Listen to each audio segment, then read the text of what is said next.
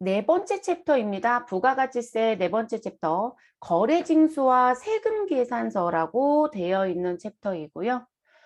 거래징수와 세금계산서는 다시 7개로 구분이 돼서 구성이 되어 있으시고, 이 부분은 말 그대로 저희가 앞에서 거래징수 얘기가 있잖아요. 앞부분에서 전단계 세액공제법 얘기했었고, 다단계 거래세라는 얘기를 했었어요. 그러면 최종 소비자까지 갈 때까지 여러 개의 단계를 거쳐서 우리가 이동이 될 것이다. 또는 공급이 될 것이다. 그러면 그때마다 부가가치세 무엇 해달라? 징수해달라고 했었죠. 네, 그 거래징수 얘기가 여기서 다시 들어오는 부분. 그리고 그 거래징수가 이루어지는 과정 중에 증빙이라는 게 움직이겠죠. 그 증빙이 부가가치세 10%가 있다라고 해서 세금자가 붙은 계산서가 있다는 거고, 근데 지금 현재 전자문서로 발급이 되다 보니까 그 세금자 앞에 전자자가 붙었고요. 그리고 이 세금계산서라는 건 물건을 파는 사람, 공급하는 사람이 발행하는 건데, 공급하는 사람이 발행을 안 했다? 그러면 공급받는 자인 매입자가도 발행하는 제도가 있다. 이렇게 얘기를 하는 거예요. 그리고 그 세금계산서라고 하는 건 언제 발급을 해야 되느냐, 그리고 그 발급의 시기가 언제이냐 라는 부분이 우리한테는 되게 중요하죠. 사실 앞에서 공급 시기라고 하는 건 작성 연월일을 말한다라고 했어요. 그러면 원칙적으로는 공급하는 시기에 작성 일자가 4월 5일이라면 4월 5일 날 발급의 행위도 하시면 돼요. 그런데 법에 들어가서 봤더니 그렇지 않은 게 생기더라는 거죠. 자, 원칙이 분명히 있어요. 공급 시기에 발급해야 된다. 그런데 공급 시기가 아닌 이후에 또는 공급 시기 이전에 발급을 하기도 하더라는 거죠. 그럼 그 특례 얘기가 나오겠죠. 일정 부분 특례 얘기는 했어요, 여러분. 그렇죠? 그래서 선발행이 있다. 그리고 우리 무슨 부분, 대금을 받지 않았는데도 불구하고 발급하는 경우도 있더라. 그러면 그 부분의 내용을 조금 더 구체적으로 살이 붙여지는 부분들이 있어요. 그래서 앞에서는 돈 받는다는 얘기까지만 했거든요. 근데 그 돈을 안 받고도 줬다라면 우리가 며칠 이내 받아야 된다. 그리고 계약서에 어떻게 되어 있다라면 인정하겠다. 또는 거래가 많은 경우엔 공급할 때마다 매번 발행을 하려고 보니 그것도 일이더라는 거죠. 그래서 어떻게 할 수 있다라는 규정들이 있습니다. 그게 여기에 들어오는 거고요. 그리고 발급됐던 세금 계산서에 지금 수정이 필요하다라면 우리 어떻게 할 거냐, 그것도 법령을 지키셔야 되거든요. 그게 6번째 얘기. 그리고 세금 계산서가 아닌 부분도 우리가 거래가 있으면 움직이는 서류가 있더라. 그걸 영수증이라고 부를 거예요. 그럼 그 영수증의 종류는 누가 있느냐? 그리고 국가가 인정하는 영수증 중에 우리가 법정 증빙에 들어올 수 있는 건 어디까지냐? 그런 얘기들. 그리고 영수증을 모두 다 발급하느냐? 그렇지 않거든요. 세금계산서 모두 다 발급하느냐? 그렇지 않아요. 그래서 그 내용까지 우리 마무리해야 되는 게 네 번째 챕터의 내용입니다. 그래서 이 네 번째 챕터는 공급자 입장도 중요해요. 부가가치세는 사실상 공급자 입장의 법이에요.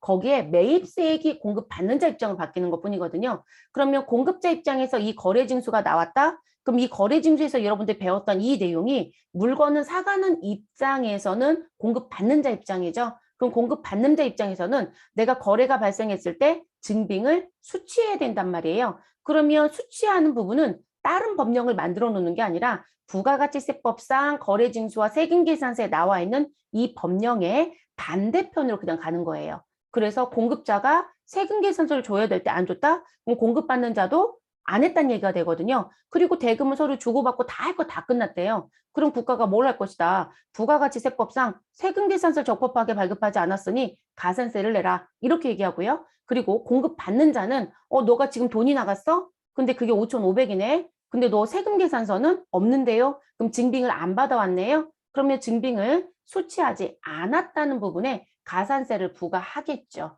됐을까요? 그렇게 맞물려 돌아갑니다. 그래서 받는 사람의 입장에서는 증빙의 관점이 이 법을 그대로 가져다 쓰는 거예요. 증빙의 관점을. 자, 그러면 이번 시간엔 저 내용을 한꺼번에 다 할 수는 없어요, 여러분.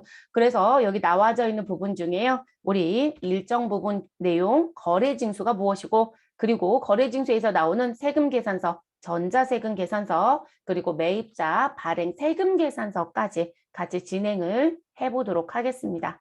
자, 거래징수라고 하는 건 우리 거래가 발생할 때마다 부가가치세 몇 프로를 10%를 반드시 무엇해야 된다? 징수해야 된다. 근데 그 징수를 한 번 하는 게 아니라 지금 나는 A라는 사업자가 있고 또 다른 B라는 사업자가 있고 또 다른 C라는 사업자가 있고 그리고 누가 있더라? 소비자라고 하는 고객이 있었다라고 얘기합니다. 그러면 A가 B에게 공급을 하고 B가 C에게 공급을 하고 C가 최종 소비자에게 팔았다라고 공급을 하게 되면 이 각각의 거래가 이게 거래라는 거잖아요, 여러분. 화살표의 방향. 이 거래가 발생할 때마다 우리는 부가가치가 분명히 무엇되어 있을 것이다. 우리 부가가치가 창출되어 있을 것이다. 그 부분에 대한 부가가치세를 무엇하여라? 징수해라 라고 하는 거죠. 어디까지? 소비자에 도달할 때까지. 됐어요, 여러분?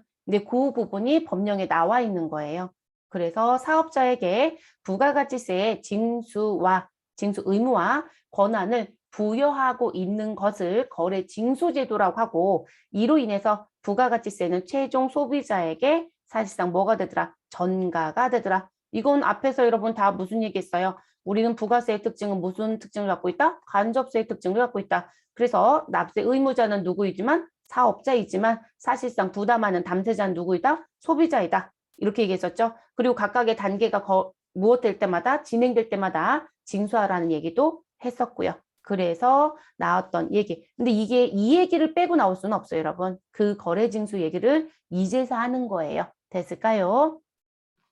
그래서 부가가치세는 최종 소비자가 부담하는 것이다 라고 해서 간접세. 자, 그리고 우리 팁박스에 보시면 거래징수 유의사항이 있어요. 자, 그 얘기는 자, 사업자란 과세사업자를 말하는 것이다. 왜냐면 이 거래징수는 누가 할 거니까요. 사업자가 할 거니까요. 그래서 과세사업자를 의미하는 것이기 때문에 누구는 면세에 해당되는 사업자는 거래징수 의무가 있다 없다? 없다. 당연한 얘기겠죠, 여러분. 그래서 면세 사업자가 증빙을 발급한다. 이들도 거래가 발생이 되면 당연히 그 거래와 관련된 증빙을 무엇해야 된다? 발급해야 돼요. 상대편은 수취할 거고요. 그래서 뭐가 없는 세금자가 없는 계산서라고 하는 걸 발급하죠. 근데 양식을 비교해 보면 세금납만 없지 똑같습니다. 공급자, 공급받는 자, 작성 연월일, 그리고 금액은 얼마이고 이런 식으로 내용은 다 동일하거든요. 그래서 이런 계산서라는 걸 발급한다. 자, 거래징수라는 건 공급받는 자와는 관련이 없다. 자, 그 얘기는 무슨 얘기시냐면 자, 지금 현재 저는 최종 소비자까지 가는 다단계 거래세라는 거에 대한 부분 때문에 이렇게 그렸어요. 근데 우리 이런 경우도 있거든요. 자, 지금 A라고 하는 사업자가 있습니다. 근데 이 사업자는 지금 현재 과세 사업자라고 얘기를 합니다. 과세. 자, 그리고 또 다른 B라는 사업자가 등장을 합니다. 자, 이 사람도 과세 사업자라고 얘기를 합니다. 됐을까요? 자, 그러면 A라는 사업자가 지금 누구에게 B라는 사업자한테 공급을 하고 있다라고 얘기합니다.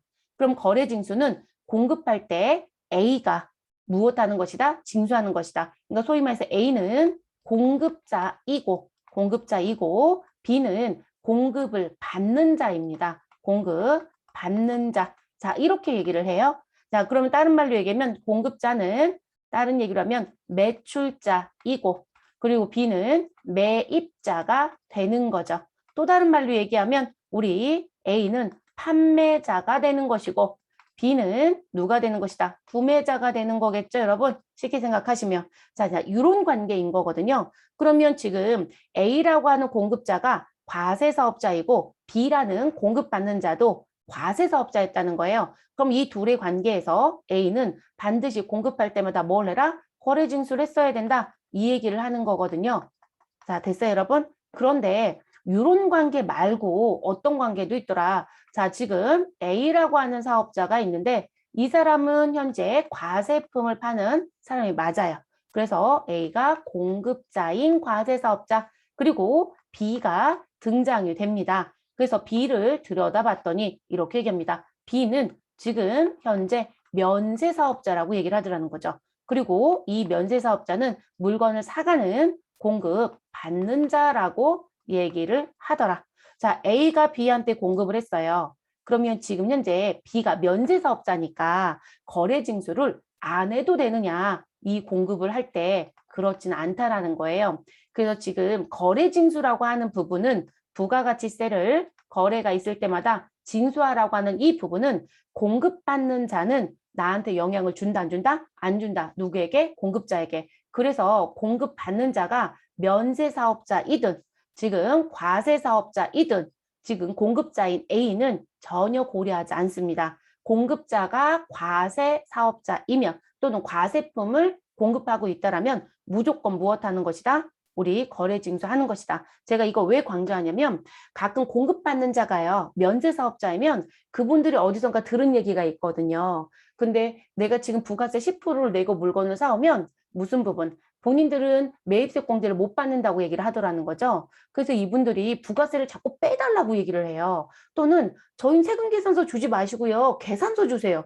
부가세도 공제 못 받는다는데요. 이렇게 얘기를 하세요. 그런데 그건 관계가 없다고요. 상대편이 부가세를 못 받고 받고는 그 사람 사정인 거예요. 우리는 무조건 뭘 주는 게 맞는 거예요? 우리가 지금 현재 과세품을 다루고 있다라면 그대로 무엇 하신 게 맞다. 그대로 세금 계산서를 주시면서 부가가치 10%를 징수하는 게 맞는 거예요, 여러분. 이해되셨을까요? 네, 그걸 강조하는 부분입니다. 그래서 공급받는 자와는 관련이 없으므로 과세되는 재화 또는 용역을 공급하는 사업자는 해당 공급받는 자가 과세사업자이든 면세사업자이든 최종 소비자인지를 구분하지 마시고 거래징수 의무를 무조건 해야 된다. 실제 사업자들 거래하시다 보면 이거 있어요. 제가 아는 분은 우유 대리점 하는 분들하고 무슨 거래를 하시나 봐요. 근데 여러분 우유 대리점은 사실상 따져보면 요즘은 겸용사업자도 있으시거든요. 근데 그분들이 겸용사업자를 안 하고 싶어 하세요. 부가세 신고 안 하고 싶으니까. 여러분 우유 대리점 이렇게 얘기하는데 또는 우리 왜 집에서 그 우유 같은 거 뭐라고 해야죠? 주머니 같은 거라든지 이렇게 달아놓고 하루에 하나나 두 개씩 이렇게 배달시켜서 드시는 분들이 있으시잖아요. 근데 대부분들 흰우유를 많이들 배달해서 드시긴 해요. 근데 흰우유는 면세가 맞기는 합니다. 근데 흰우유를 뺀 나머지 무슨 초코우유, 딸기우유 등등등 이들은 과세거든요. 근데 대리점이라든지 그런 배달업을 하시는 분들을 들어가서 보면 사실은 초코우유나 딸기우유를 거래하지 않는 게 아니고요. 대부분 흰우유를 대부분 그렇게 많이 먹다 보니까 흰우유를 대부분 공급하고 있었던 거거든요. 근데 저희는 흰우유 2개 넣어주시고요. 500ml 2개 넣어주시고 하나는 초코우유를 넣어주세요. 이러면 사실상 초코우유도 넣어주거든요. 그러면 과세와 면세가 같이 있으니까 겸용사업자예요. 근데 이분들은 이게 싫어서 다 흰우유만 공급하는 것처럼 사업장을 가지고 계시는 것처럼 얘기를 하긴 해요. 그리고 그게 더 많은 경우들도 있고요. 그러면 이분들이 여러분들이 아마 보신 적 있을 거예요. 고객님, 저희 우유 먹는다고 계약서 쓰시면 1년 계약하시면 저희가 자전거 드려요. 이런 거 얘기하시죠. 사은품 주는 거죠. 그럼 사은품을 사다가 주는 거지 그냥 주지는 않을 거라고요. 그럼 사은품을 구입할 때 이 우유 대리점 사장님은 면세사업자거든요. 근데 자전거 사은품 주겠다고 사면 다 과세품을 사는 거거든요. 근데 부가세라는 10%도 내라고 하니까 그 돈이 아까운 거예요. 공제도 못 받으니까. 그러니까 말도 안 되는 얘기를 계속 공급받는 자가 하는 경우가 있으세요. 안 된다고 얘기하셔야 되세요. 그거 맞춰줄 수도 없습니다. 그리고 그 뒤에 가서 적발되면 다 우리만 문제가 생기는 거예요. 그래서 공급받는 자는 따지지 않는다. 공급자 입장으로만 하는 것이다. 이렇게 보셔야 됩니다. 자, 그래서 팁박스 말씀을 드린 건 그런 얘기 때문에 해드린 거. 자, 그리고 이제 거래징수 특례라는 게 있습니다. 자, 재화의 수입. 자, 원래 거래징수는 사업자와 사업자의 관계에서 세금계산서를 발급하고 어디까지 갈 때까지? 최종 소비자까지 갈 때까지.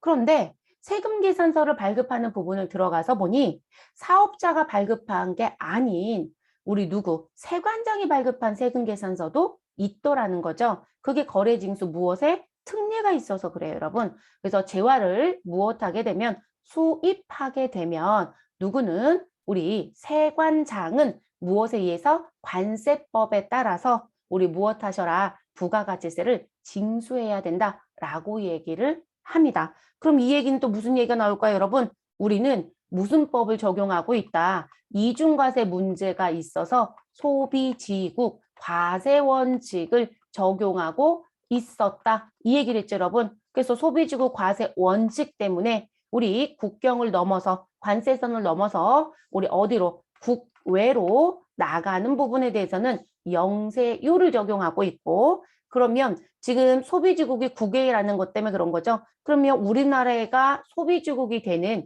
무슨 부분? 수입은 무엇해야 돼요? 과세해야 되는 거죠. 이걸 누구한테 시킨 거예요? 세관장한테요. 이해되셨어요? 그 내용입니다. 그래서 재화의 수입 시 공급자는 국외 사업자이므로 현실적으로 거래 징수를 할 의무는 없어요. 여지도 없고요. 그래서 제가 거래 징수라는 부분이 일어나려면 국내에서 내용이 거론이 돼야 되거든요. 그런데 이 이중과세 문제인 소비지구 과세 원칙이란 부분 때문에 이 법이 들어왔다라는 거죠. 그래서 부가가치세법에서는 재화를 무엇하게 되면 수입하게 되면 세관장이 관세법에 따라서 부가가치세를 징수하도록 되어 있다. 그리고 여러분 이 재화의 수입은 지금 한국에 있는 수입자가 이 수입자가 한국에 있는 사람이 사업자이든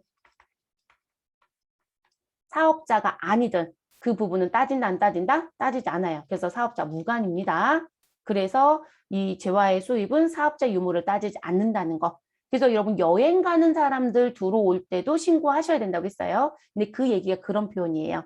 그래서 사업자하고는 관계가 없다. 또는 여러분들 직구하실 때 우리 무엇해요? 간이 통관번호라고 해서 여러분들 미리 등록해놨다가 지금 현재 알려줘야 물건이 나한테 도착하잖아요. 근데 그 부분에 세금 부담했을까요? 안 했을까요? 했단 말이에요.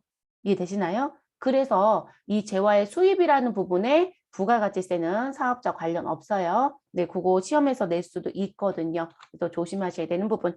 그래서 이 부분 때문에 등장하는 부분이 우리가 전산회계 1급에 해당되는 메인 매출 전편 봤었죠, 여러분? 그래서 뭐 보신 적 있어요? 수입 전자세금 계산서 보신 적 있죠? 그리고 수입자 보관용이라고 되어 있고 세관명 써 있고 공급받는 자는 회사일 거고요. 그리고 납부 연월일 써 있고 과세표준과 세액이 기재가 되어 있죠. 여러분 이런 수입 전자세금 계산서를 세관장이 발행해서 사업자한테 줬던 거죠. 됐을까요? 그래서 이런 게 있다. 자, 그리고 이제 두 번째 대리납부. 자, 대리납부는 부가가치세 대리납부 신고서라는 서식이 있어요. 요 서식을 작성해서 반드시 내야 합니다. 그리고 이거 언제 내냐고 얘기하시는데요. 우리 부가가치세 신고 기한은 배우셨죠? 그러면 일기 예정 신고 기간은 1월부터 3월까지를 보시는 거고 그러면 우리 4월 25일에 신고 납부해야 되죠. 과세기간 종료일로부터 25일 이내에 신고 납부하셔야 되니까 그래서 4월 25, 7월 25 그리고 10월 25 다음 연도 1월 25일에 이 대리납부에 대한 부분이 그 과세기간에 있었다라고 하시면 부가가치세 대리납부 신고서라는 걸 작성해서 신고를 별도로 해주셔야 합니다. 자, 이 대리납부라고 하는 부분은 누구만 나오는 거냐면 면세사업자한테만 해당이 됩니다. 그럼 여러분 우린 앞에서 영세율과 면세 배웠어요. 그리고 그 면세에서 뭐라고 얘기했다? 부가가치세법상 신고와 의무에 대한 이행은 없다. 다만 협력 의무는 있다. 그 협력 의무에 당신이 수취한 세금 계산서를 반드시 국세청에 신고해달라. 그래서 매입처별 세금계산서표를 제출해야 하며 대리납부 의무가 있다. 이 얘기했었죠. 그 대리납부가 지금 거래징수 특례에서 들어오는 거예요. 됐을까요? 그래서 면세사업자만 해당되는 사항. 자, 국내사업장이 없는 비거주자 등으로부터 과세 용역을 제공받고요. 대가를 지급하는 자가 용역 공급자를 무엇하여? 대신하여 부가가치세를 징수하여 납부하는 걸 우리는 대리납부라고 합니다. 대신 납부한다고 해서 대리납부예요. 그런데 이 대리납부는 누구만? 국내에 있는 면세사업자만 하는 것이다. 자, 왜 이렇게 말씀을 드리냐면 이 문제가 되는 게 여러분 지금 현재 여기 국내에 사업자가 있는데 여기 국내에 한국에 사업자가 있는데 A라는 사업자가 있고 B라는 사업자가 있다. 근데 A라는 사업자는 지금 현재 면세사업자입니다. 그래서 면세사업자이고요. 그리고 누구는 B라는 사업자는 현재 과세사업자라고 합니다. 과세사업자. 자, 그리고 A하고 B는요. 공급을 받는 사람입니다. 그래서 공급 받는 자라고 얘기합니다. 자, 그리고 또 다른 국내에 C라는 사업자가 있습니다. C. 근데 이 C는 지금 현재 과세사업자라고 얘기를 하고요. 과세사업자. 자, 그리고 이 사람은 공급자라고 얘기를 합니다. 공급자. 자, 이 둘의 관계를 놓고 봤는데 A라는 면세사업자가 C한테 누구를 용역을 공급을 받습니다. 용역 공급을 받고요. 자, 그리고 우리 B도 C라는 사람한테 용역을 공급을 받습니다. 자, 이렇게 얘기를 해요. 자, 근데 여러분, 지금 문제가 뭐냐면 과세사업자는 매출세액이 있는 사람이에요? 없는 사람이에요? 매출세액이 있는 사람이죠. 그럼 과세사업자인 C가 용역을 공급했던 부분에 대해서는 우린 매입세액을 공제받을 수 있다, 없다? 있죠. 저 빼라고 했어요, 여러분. 그러면 공제가 가능한 거죠. 자, 이렇게 됩니다. 근데 면세사업자는 매출세액이 있다, 없다? 제가 이거 설명드릴 때 일단 매출세액이라는 글씨를 쓰고 앞에서 면세 설명할 때 없다라고 표현했죠. 없죠, 여러분. 그렇기 때문에 지금 과세사업자인 C한테 용역을 공급받은 부분에 대해서는 무엇할 수 없다. 이 매입세액을 무엇할 수 없다? 뺄 수가 없어요. 매입세액 부분을 공제받을 수가 없는 거죠. 못 빼는 거죠. 그래서 불공 처리가 됩니다. 됐어요, 여러분? 그러면 이 과세사업자가요. 과세자라고 썼네요. 과세사업자라고 쓰고 싶었는데 이분 사업자인데 글은 과세로 썼네요. 자, 그럼 이 과세사업자인 C가 A하고 B한테 공급한 금액이 동일해요. 그래서 나는 지금 A한테 500에 50으로 공급했고 B한테도 500에 50으로 공급했다. 그럼 B는 50을 우리 매입세 받지만 얘는 매입세 공제 못 받았다는 얘기거든요. 근데 생각을 해보니까 지금 이게 이제 국내 거래였던 거예요, 여러분. 제가 그래서 이 안에다가 표현한 거예요. 근데 이 한국에 있는 A라고 하는 면세사업자가 무슨 부분, 이 용역을 나는 국내 사업자인 C가 아니라 어디에서? 아니, 나는 국에 있는 미국에서 공급을 직접 받고 싶은 거예요. 그러면 이 A가 지금 국경을 넘어서 우리 지금 해외에서 용역을 공급받아 버렸다라고 얘기합니다. 용역 공급을 국외에서 받았다는 거죠. 국외에서. 그런데 우리 앞에서 배울 때 여러분 과세거래라는 걸 분명히 배웠어요. 근데 그 과세거래는 재화와 누구를 용역을 무엇하고 있다? 공급하는 거. 그리고 재화를 무엇하는 거? 수입하는 거. 이렇게 얘기했었거든요. 그러면서 제가 뭐라고 말씀드렸냐면 재화에 뭐는 없다? 아니, 용역에 뭐는 없다? 수입은 없다. 이렇게 얘기했었거든요. 그러면 이제 지금 실질적으로 용역 공급이 없는 건 아니에요. 제가 그래서 왜 운동선수들 용역이라고 우리 실질적으로 해외에 있는 국적을 갖고 있는 사람들이 한국에 와서 실제 운동선수들 못해요. 연봉계약도 하고 한국에서 운동하고 있잖아요. 그렇죠? 그러니까 없다라고 얘기하지는 않아요. 근데 이제 그런 운동선수가 아니라 회사하고 관련되어 있는 뭔가를 생산하는 부분에서는 용역을 공급을 받았다는 거죠. 근데 지금 이게 재화의 수입은 있지만 용역의 수입은 없으니까 이 사람은 실제 똑같은 금액을 지불해도요. 무슨 부분? 부가가치세 10%가 발생하지 않으니까 500만 지불하면 되거든요. 그러면 어떤 상황이 생길까요? 면세사업자인 A는 국내에 있는 과세사업자 C한테 용역 공급을 안 받을 거예요. 왜냐면 이 사람은 실질적으로 매입세 공제를 못 받는데도 불구하고 550을 지불해야 되잖아요. C한테. 근데 내가 국에서 용역을 제공받으면 500만 지불하면 되잖아요. 그러면 실제 돈이 덜 나가죠. 그럼 여러분이 사업자 입장이었다면 A에 해당되는 사업자였다면 여러분들이 국내에서 용역 공급 받겠어요? 국에서 용역 공급 받겠어요? 국에서 받겠죠. 그러면 국내 자국 사업이 죽어버려요. 문제가 생기거든요. 그러다 보니까 이게 실질적으로 지금 제가 문제가 생긴다는 것처럼 실질적으로 그런 식의 내용들이 계속 수면으로 올라오는 거죠. 어차피 과세사업자는 문제가 없어요. 과세사업자는 어차피 매입세 공제를 다 받으니까 자기가 실질적으로 부담하는 건 500인 거거든요. 그러니까 해외에서 이 국외에서 용역을 공급받아도 500이 실제로 지불하는 부분이고 국내에서 공급을 받아도 500이 실질적으로 지불하는 꼴이에요. 50은 어차피 내야 되는 매출세에서 뺄 거니까. 그러니까 손해볼 게 없거든요. B라는 과세사업자는. 근데 면세사업자는 그게 싫으니까 지금 국외 공급을 자꾸 받으려고 하더라. 그래서 무슨 부분을 그러면 국내에 있는 면세 사업자가 무엇을 공급을 받는 자였었다라고 하면 공급받는 자가 국내 면세 사업자였다라면 너는 국외에서 용역을 무엇하게 되면 우리 공급을 받게 되면 근데 그 용역엔 권리도 들어가요, 여러분. 권리도 서비스 차지라는 부분 또는 그들이 갖고 있는 걸 무엇하는 거 빌려 쓰는 거 이런 게 들어갈 수 있기 때문에 그래서 용역이나 권리를 국외에서 공급을 받는다. 그러면 지금 면세사업자는 누구한테 국외에 대가를 지급할 거라는 거죠. 그럼 이거를 제가 500이라고 가정을 세워볼게요. 500. 자, 그래서 500으로 계약을 썼어요. 그럼 저는 대가를 500을 지급하겠죠, 여러분? 그런데 이 500을 그대로 주면 안 되고요. 이 500에 대해서 무슨 부분? 10%만큼 무엇해야 된다? 부가가치세를 내셔야 돼요. 근데 이 국외에 있는 공급자가 부가세를 한국 세무서에 낼 수는 없어요. 그러니까 이 면세사업자가 이들한테 500을 지급할 때 무엇해야 된다? 10%를 무엇해서 징수해서 가지고 있다가 무엇해야 된다? 납부를 해주셔야 돼요. 그게 대리납부예요. 이거 위반하시면 뒤에 다 추징합니다. 잡아내요. 그래서 이 부분들이 있습니다. 그래서 지금 현재 국내 사업자 자국 사업이 죽어버리면 안 되기 때문에 불이익이 생기면 안 되기 때문에 이런 법을 또 만들어서 움직이는 부분이에요. 그래서 지금 이 부분은 국내에 공급받는 자가 면세 사업자였을 때만 나오는 조항입니다. 그럼 여러분 생각을 해보세요. 500을 지불하는 데서 10%를 빼고 주겠다?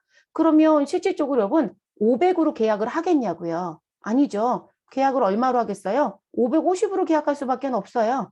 550으로 계약할 거고요. 그리고 550에 대해서 10%를 정리하겠다고 했으니까 이들한테 500을 주고 우리 50은 부가세로 낼 거거든요. 그래서 아예 계약서가 500짜리 계약이 안 돼요. 부가세 포함 금액 550으로 계약을 해버리거든요. 이해되셨어요? 그러면 국내에서 실질적으로 움직이는 금액과 동일하다, 동일하지 않다? 동일해져 버리죠. 이해되셨어요? 그래서 이렇게 징수를 이 부분을 수치해서 무엇 하셔야 된다? 대리납부를 해야 된다. 근데 여러분 따로 받지 않고요. 제가 이제 2번 쓰고 3번 쓰고 4번 쓰고 이렇게 써드렸지만 따로 받지 않고요. 주는 돈에서 빼고 줘요, 여러분. 그러니까 제가 계약서를 550을 쓴다라고 얘기하는 거예요. 그래서 550에 지금 계약서를 쓰고 그중에 50은 세금이 있기 때문에 부가가치세가 해당되는 부분이 있기 때문에 당신한테 지불할 때 빼고 얼마? 500만 줍니다. 라고 얘기를 하는 거거든요. 그래서 그렇게 정리가 되어집니다. 따로 받지는 않습니다. 그래서 본인이 주기 전에 떼야 돼요. 본인이 주기 전에. 그래서 나오는 부분이다. 됐어요, 여러분? 그래서 부분 자국 사업을 죽일 수는 없어요, 여러분. 문제가 되어집니다. 그래서 이제 그렇게 하신 부분을 가지고 이렇게 부가가치세 대리납부 신고서라는 걸 작성하셔서 무엇 하셔야 된다. 우리 신고해 주셔야 돼요. 그래서 지금 용역 등의 공급자가 누구인지 기재해 주시고요.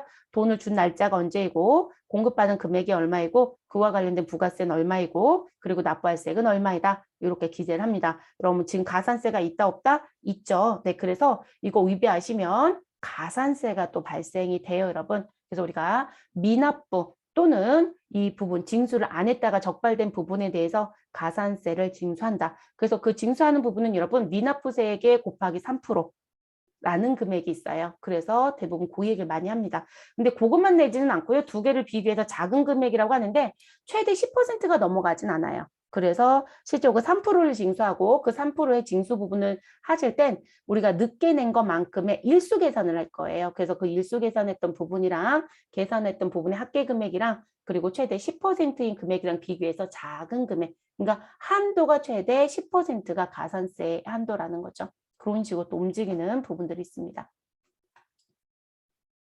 자, 세금 계산서로 넘어갑니다. 자, 세금 계산서라고 하는 부분은 우리가 부가가치세를 거래 징수하라고 했잖아요, 여러분. 그럼 거래 징수를 할 때 그걸 증명할 수 있는 서류가 필요하다는 거죠. 그래서 제가 자꾸 증빙이라고 표현하는 거거든요. 증명서류. 그게 세금 계산서입니다. 그래서 사업자가 재화나 용역을 공급할 때 부가가치세를 무엇하시고 거래 징수하고 그리고 거래 사실과 부가가치세 징수 사실을 증명할 수 있는 일종의 증명서류를 우리는 세금계산서다라고 얘기한다는 거죠. 그리고 이 세금계산서는요. 이 증명서류의 역할만 하는 것뿐만이 아니라 나 이 사람한테 얼마 팔았어요라고 하는 과세자료가 또 되고요. 돈 주세요라고 하는 청구서의 역할을 할 수도 있고요. 돈 받았어요라고 하는 영수증의 역할을 할 수도 있고요. 그리고 세금계산서를 기준으로 우린 무엇한다? 자료를 입력한다. 회계 처리를 한다. 분계를 한다. 장부에 기록하였다. 이런 얘기 하겠죠, 여러분? 그런 걸 기장이라고 얘기하겠죠. 그래서 그 기장의 근거 자료로도 이용이 됩니다. 그래서 이 서류를 일종의 뭐라고 얘기한다? 증빙이라고 얘기합니다. 증빙. 그러니까 받는 사람 입장에서는 증빙을 수취한 거예요. 공급받는 자 입장에서는. 그걸 세금계산서라고 한다.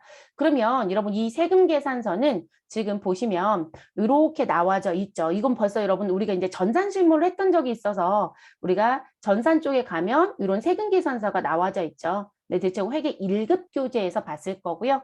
그러면 세금 계산서는 요 전자자가 붙어 있느냐 붙어 있지 않느냐에 따라서 구분만 해주시면 돼요. 그러면 우리가 일반적으로 수기로 발행했어요 라고 하는 게 있겠죠, 여러분. 수기라는 건 손으로 발행한 부분. 그러면 수기로 발행했으면 지금 요 난이 어떻게 들어올 것이다. 그냥 세금 계산서라는 글씨만 있어요. 문방구에서 파는 세금 계산서를 가져다가 사용하시든 아니면 엑셀의 양식을 만들어서 사용하시든 그건 아무 상관이 없습니다. 그래서 세금 계산서 글씨만 들어오고요. 우리 무슨 부분? 전자적 문서라는 게 있죠, 여러분. 결론적으로 내가 인터넷에 접속해서 세금 계산서를 발급했다. 그러면 이 세금 계산서 앞에 무슨 글씨가 붙어 있다? 전자자라는 글씨가 붙어 있는 것뿐인 거죠. 그래서 지금 구분하는 부분은 이 두 가지로 구분합니다. 그럼 국가가 전자세금 계산서 양식도 공시를 해놨느냐? 아니, 여러분. 국세청이 만들어서 공시해 준 건요. 세금 계산서이고요. 그 세금 계산서가 전자적 문서로 들어오면서 이렇게 이메일란도 생긴 거고요. 무슨지 아시겠죠? 그리고 전자라는 티를 내고 싶으니까 이렇게 전자라는 글씨도 들어온 거예요. 그리고 이게 전자문서이면 실질적으로 이 문서가 정상적으로 발급이 됐는지 안 됐는지 우리는 업무적으로 확인할 수 있는 방법이 또 필요하죠. 그것 때문에 또 뭐가 들어와져 있다? 이런 승인번호라는 게 들어와져 있는 거예요. 그래서 이제 이렇게 움직이고 있는 거. 자, 그러면 지금 이렇게 보여지는 세금 계산서를 놓고 봤을 때 우리 세금 계산서는 공급자 거 하나, 그리고 공급받는 자 거 하나. 그래서 세금 계산서는 실질적으로 몇 장이 움직이고 있다? 두 장이 움직이고 있다. 이렇게 얘기를 하죠. 그래서 세금 계산서의 상단에 보시면 이렇게 공급자 보관용이라고 되어 있고요. 공급받는 자 거는 여기 용어가 공급받는 자 보관용 이렇게 글씨가 바뀌어요. 그리고 법령에서는 빨간색과 파란색으로 구분해서 움직인다고 얘기를 해요. 왜냐면 그 법은 언제 만들어진 법이다? 수기세금 계산서 시절에 만들어진 법이에요. 그러니까 아직도 빨간색, 파란색을 하고요. 전자적인 문서로 여러분 발급하시고 화면에 띄우면 우리 빨간색, 파란색으로 보여집니다. 근데 실무자들은 이거 컬러 프린터로 프린트하지 않으면 지금 보여지는 것처럼 모두 다 어떻게 보일까요? 다 흑색이에요, 여러분. 그래서 글씨로 그냥 구분하시면 되겠습니다. 글씨로 구분하시면 되겠고요. 그리고 이 세금 계산서를 놓고 봤을 때 지금 보시면 굵은 테두리가 보이죠, 여러분? 그래서 이 굵은 테두리라는 부분이 무슨 의미가 된다? 세금 계산서를 발급할 때 반드시 무엇해야 되는 부분, 꼭 지켜야 되는 부분, 그리고 그 자리가 잘못되면 발급하는 사람한테도 발급과 관련된 가산세가 붙습니다. 그러니까 세금 계산서 가산세가 있어요, 여러분. 그래서 그 부분이 그리고 이 세금 계산서, 잘못된 세금 계산서를 받아간 사람, 공급받는 자 입장에서는 세금 계산서가 잘못되어 있는 걸 받아왔잖아요. 그럼 매입세 공제가 안 돼요, 여러분. 일단 매입세 공제가 안 되고요. 그리고 증빙이 적정하지 않다라는 문제가 생길 수 있겠죠. 그래서 항상 맞춰보셔야 된다는 거. 그러면 이 굵은 테두리인 공급자의 등록번호, 상호, 성명에 대한 부분은 반드시 정확하게 기재되어 있어야 된다. 그리고 공급받는 자의 등록번호라는 부분도 반드시 정확해야 된다. 그리고 무슨 부분? 작성일자, 작성연월일이라고 얘기하는 이 부분도 정확해야 된다. 자, 이건 벌써 여러분 우리가 앞에서 세금 계산서 부분하고 관련돼서 공급 시기 부분을 하고 들어왔어요. 그럼 그 공급 시기라고 했던 부분이 뭘 의미한다? 우리가 공급 시기를 배웠던 부분이 자, 여기에 입력, 요 자리에 기재되는 날짜가 며칠입니까? 라는 거를 결정하기 위해서. 그런데 세금 계산서라는 건 공급 시기와 작성 연월일이 같아야 된다라는 게 원칙이에요. 그렇게 시작하는 건 맞아요? 그런데 예외가 있더라는 거죠. 특례법이 있더라는 거죠. 그래서 갔더니 뭐라고 얘기한다. 공급 시기 전에 나는 무엇 할 수 있다? 세금 계산서를 발급할 수도 있더라. 내가 공급 시기 이후에 세금 계산서를 무엇 할 수도 있다? 발급할 수도 있다라는 특례법이 있더라는 거죠. 그럼 결론적으로 여러분 공급 시기와 작성 연월일은 같다라는 게 원칙인 건 맞지만 같지 않은 것도 있을 수 있다는 얘기가 생기죠. 그러다 보니까 여러분 여기에 써 있는 이 월일은 공급연월이란 표현을 쓰거든요. 그래서 이 공급 연월이라는 부분이 우리 필요적 기재사항이냐라고 자꾸 묻는 거예요. 그런데 같지 않다라는 부분이 있다 보니까 뭐가 되더라? 공급 연월일이 중요한 게 아니라 작성 연월일이 중요하다 이렇게 주장하는 거예요. 이해되셨어요? 그래서 가끔 이런 분이 계세요. 저희 세금 계산서 받았는데요. 작성 연월일에는 7월 5일인데요. 요 안에는 하나는 7월 5일이고 하나는 7월 2일이 써 있던데요. 이거 잘못된 건가요? 물어보세요. 아니에요. 그렇게 쓰실 수도 있어요. 가능하다라면 이거 쓰실 수도 있습니다. 수정할 수 있는 부분에 남만 있으면 되거든요. 그러니까 지금 이런 의미는 나는 7월 2일에 누구에게 성진한테 공급한 적이 있고 나는 7월 5일에 성진한테 공급한 적이 있다. 그런데 나는 세금 계산서를 2일과 5일 거를 묶어서 5일날 발급했다 이런 얘기거든요. 법적으로 문제가 있느냐? 문제가 없어요. 근데 그게 특례 규정에 있단 말이에요. 그렇기 때문에 우리가 자꾸 작성 연월일이 필요적 기재상으로 인정하는 거예요. 그렇게 알아두셔야 되고요. 그리고 우리 지금 무슨 부분, 공급 가액과 세액이라는 부분도 정확하게 써 있어야 되겠죠. 그래서 요 네 가지를 뭐라고 얘기한다? 세금 계산서의 필요적 기재사항이다. 그래서 요 부분 잘못되어 있으면 공급자는 세금 계산서를 성실히 발급하지 않았다 해서 가산세가 나오고 공급받는 자는 매입세 공제를 부가가치세법상 받을 수 없어요. 그래서 중요하다. 그럼 여러분 나머지는 뭘까요? 나머지 무슨 사업장, 업태, 종목에 뭐 이런 부분들 있죠. 또는 공급받는 자 같은 경우는 상호 자리도 있고 성명 자리인데 그 자리는 필요 기재사항이 아니잖아요. 그럼 그런 부분들이 내가 실수로 잠깐 오타를 냈다. 또는 우리가 컴퓨터에서 이제 발급을 하다 보니까 무슨 부분들 입력의 정보가 좀 잘못된 게 있더라. 자, 그러면 그 부분에 문제가 생기느냐? 아니요, 문제가 생기지 않아요, 여러분. 네, 그래서 그들을 뭐라고 얘기한다? 임의기재사항이라고 얘기합니다. 그러면 우리 교재 한 장 넘기시면 264페이지에 나와져 있죠, 여러분. 자, 필요적 기재사항에 제가 노란색 표시해드린 이유는 뭘까요? 시험에 자주 나온다는 얘기겠죠. 그리고 이 부분은 반드시 올바르게 되어 있어야 돼요. 문제가 되는 부분이니까. 그래서 시험에서 사지선다에서 정말 끊임없이 내는 거예요. 그래서 공급받는 사업자의 등록번호, 성명 또는 명칭. 자, 공급받는 자의 등록번호, 공급가액과 부가가치세, 작성 연월일은 반드시 정확해야 된다. 자, 나머지는 임의기재사항으로 보기 때문에 그 부분에 뭔가에 오류가 있다거나 하더라도 문제가 되지 않는다. 우리 가끔 이런 경우 있으세요. 공급받는 자가 세금 계산서를 받고는 뒤늦게 저한테 전화를 합니다. 그러면서 얘기하죠. 저희 사업장 이전했거든요. 그런데 세금 계산서의 주소가 구주소라는 거예요. 이전하기 전 주소. 그러면 그대로 가면 문제가 되느냐? 아니라고요. 근데 우리는 물건을 파는 사람이 있고 공급자가 발급한다고 했으니까요. 물건을 사간 사람이 강자잖아요. 우리가 을인 거죠. 그럼 그분들은 뭘 해달라고 한다? 세금 계산서를 수정해달라고 얘기를 해요. 새로이 발급해달라는 거죠. 그럼 저희는 울며 겨자 먹기로 뭘 해요? 기존에 발급했던 세금 계산서 마이너스하고 그리고 새로운 세금 계산서 양수로 또 발행하거든요. 근데 지금 배우셨지만 그럴 필요가 있다 없다? 없어요. 그럼 물어보세요. 그거 꼭 고치셔야 되나요? 매입세 공제 받는데 부가가치세법상 전혀 하자가 없는데 그러면 내부적 만약 그분이 그 법을 몰랐었다라면 아 그래요? 확인하고 전화 드릴게요. 이렇게 끊을 거고요. 만약에 그 법을 알고 있다라면 그런 얘기를 하실 거예요. 저희는 내부적으로 대 내용이 맞아야 되거든요. 이렇게 얘기를 하신 분들이 있어요. 제가 앞에서 영세율 얘기할 때 여러분 무슨 말씀도 드렸었어요. 세금 계산서 안에 보면 이렇게 품목란이 있잖아요. 품목란. 근데 우리 군납은 이 품목의 글씨가 틀려도 결제가 문제가 돼요. 그래서 이 품목까지도 다 맞춰달라고 하는 경우도 있다라고 했었잖아요. 이것도 민감하게 반응하는 분들이 있거든요. 그래서 대부분 이제 수정이 이루어지기도 해요. 그런데 사실상 법적으로는 전혀 하자가 없어요. 임의기재사항에 대한 부분은.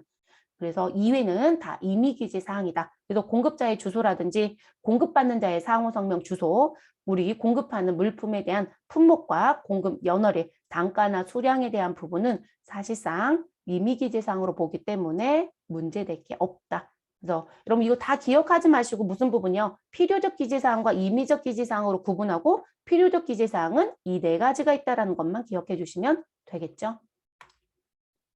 자, 세금계산서 종류입니다.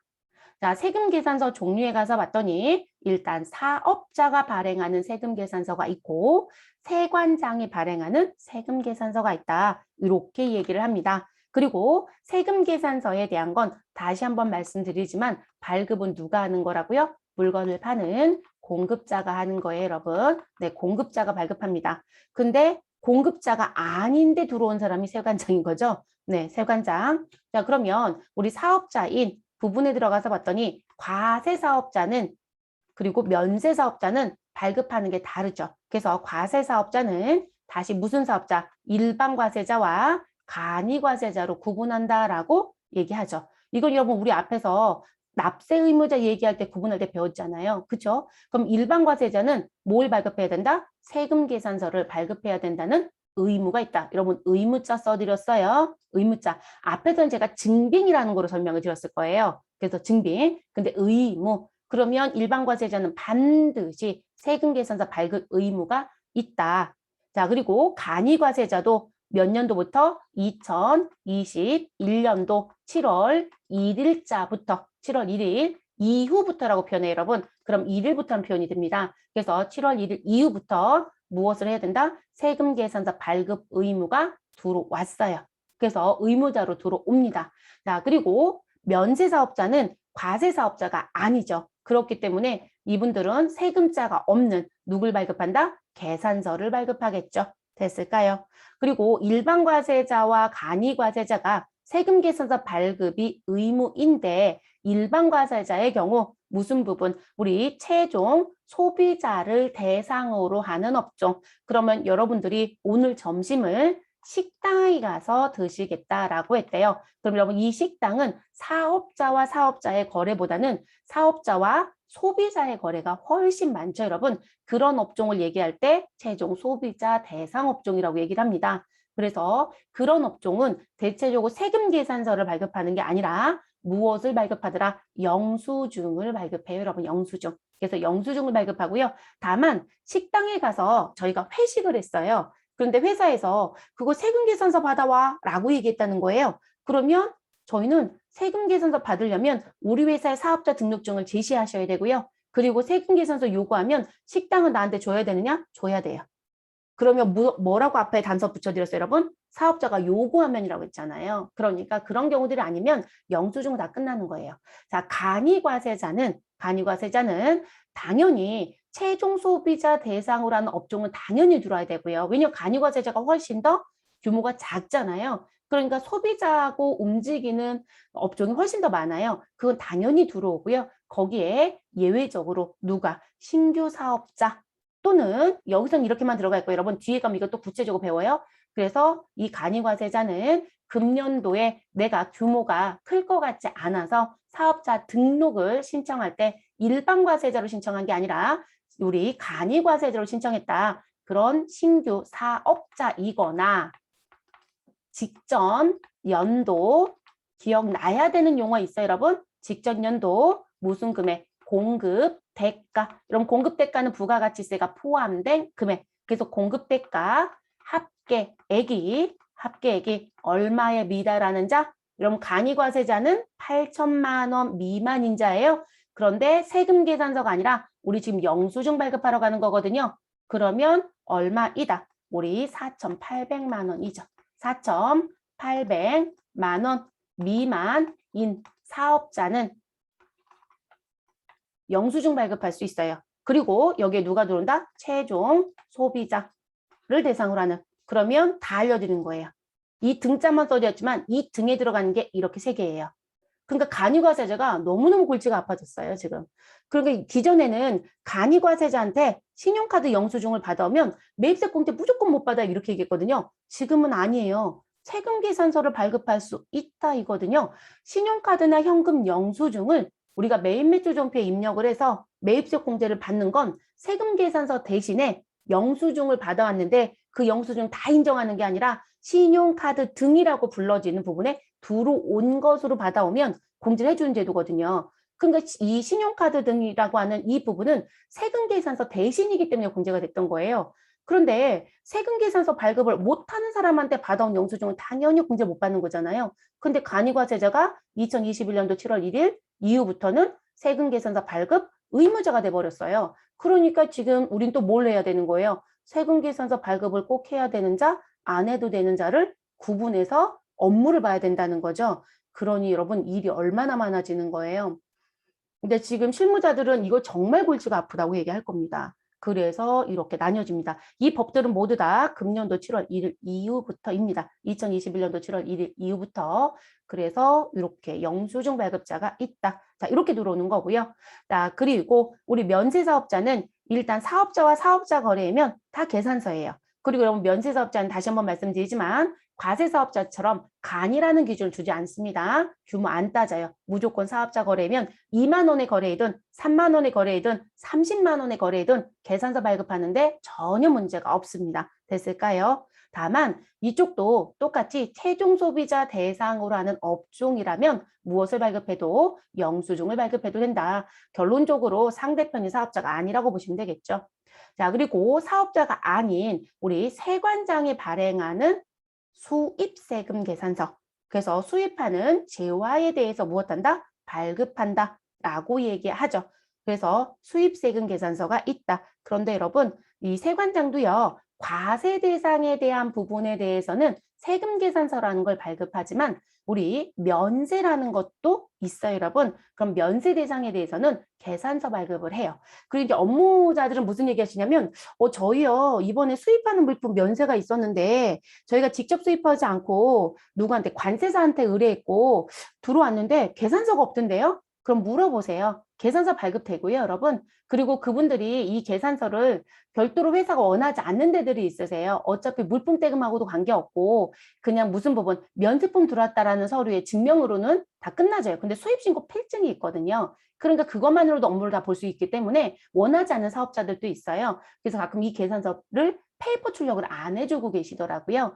그거 어디 가시면 관세청 유니패스에 들어가셔서 회사들 대체적으로 다 본인들 아이디 있으실 거예요. 인증서로 로그인 하시고요. 본인 직접 무엇 할 수 있다? 세금 계산서, 계산서 다 출력하실 수 있어요. 네, 다 출력하실 수 있습니다. 그래서 필요하시면 출력하시면 됩니다. 또는 나는 관세사한테 의뢰했다. 그럼 저희는 계산서를 무조건 수익 계산서를 받아야 된다. 그럼 무엇 하셔라?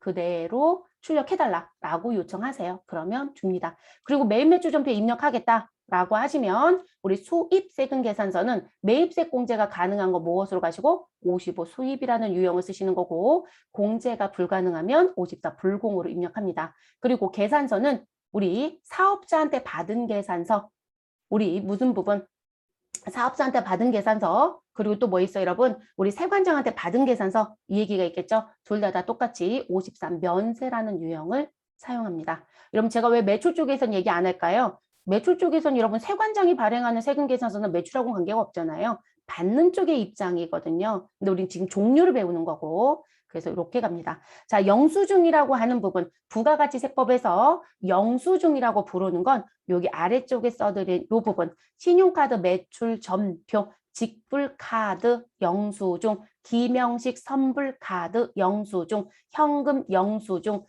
우리 금전 등록기 계산서 등등입니다. 이거 말고도 더 들어올 수도 있어요. 왜일까요? 요즘에는 전자결제가 이루어지는 게 있기 때문에 그래서 우리 전자결제 수단에 의해서 페이퍼 출력하는 영수증들이 있을 겁니다. 그런 부분도 모두 다 영수증에 들어옵니다. 됐을까요? 다만 신용카드, 직불카드, 기명지 선불카드, 현금 영수증까지는 여기까지는 국가가 누구랑 같이 세금 계산서랑 계산서랑 같이 무엇하는 거 인정하는 법정 증빙에 들어갑니다. 법정 증빙 또는 정규 증빙이라고도 얘기합니다. 그럼 여러분 저희 AT 수업할 때 제가 말씀드렸던 거 있었죠? 얼마가 초과가 되면 3만 원이 초과가 되면 우린 반드시 국가가 인정하는 증빙을 받아야 된다 이 얘기했었죠. 네, 그 부분이 세금계산서나 계산서나 또는 여기 법정증빙이라고 써드린 요 신용카드 등에 해당되는 요 부분을 반드시 수취하셔야 증빙을 제대로 받지 않았다라고 하는 부분에 대한 가산세 2%가 발생하지 않아요, 여러분. 그러니까 여기서 배운 걸 그대로 갖고 가셔야 되는 거예요. 거기다 누구만 용어를 추가시키는 거예요. 3만 원 초과라는 것만 추가시켜버리는 거예요. 그래서 지금 이 증빙을 꼭 기억하시라는 거 됐을까요? 근데 시험은 여러분 이런 식으로 문제를 잘 안 내요. 네, 잘 내지는 않습니다. 근데 우리가 이제 알아두셔야 되는 기본적인 얘기이신 것 뿐이죠. 자, 계산서 양식은 여러분 세금 계산서하고 다를 게 없어요. 무슨 납만 없다? 여러분 지금 보시면 자 계산서도 똑같이 필요적 기재사항이 있어야 되니까 테두리가 두껍죠. 공급자의 등록번호, 상호, 성명, 자 공급받는 자의 등록번호, 그리고 작성 연월일, 공급 가액은 당연히 정확하게 써 있어야 되겠죠. 근데 세금 계산서는 이 난을 보면 공급 가액이 있었고 옆에 뭐가 있었다? 세액난이 있었죠, 여러분. 그런데 계산서는 부가가치세 10%가 발생되지 않는 거기 때문에 이 세액난만 없는 거예요, 여러분. 네, 그렇게 보시면 되겠습니다. 그래서 양식 자체가 동일하게 움직인다. 이렇게 보시면 될 것 같습니다. 그걸 계산서. 그리고 여러분, 계산서도 세금 계산서처럼 똑같이 무슨 부분? 전자 발급이 의무이다, 선택이다? 의무예요, 여러분. 의무입니다. 현재 의무. 그래서 부가가치세법에서 배우시는 그 부분이 계산서도 똑같이 적용하시면 돼요. 네, 똑같이 적용하시면 되겠습니다.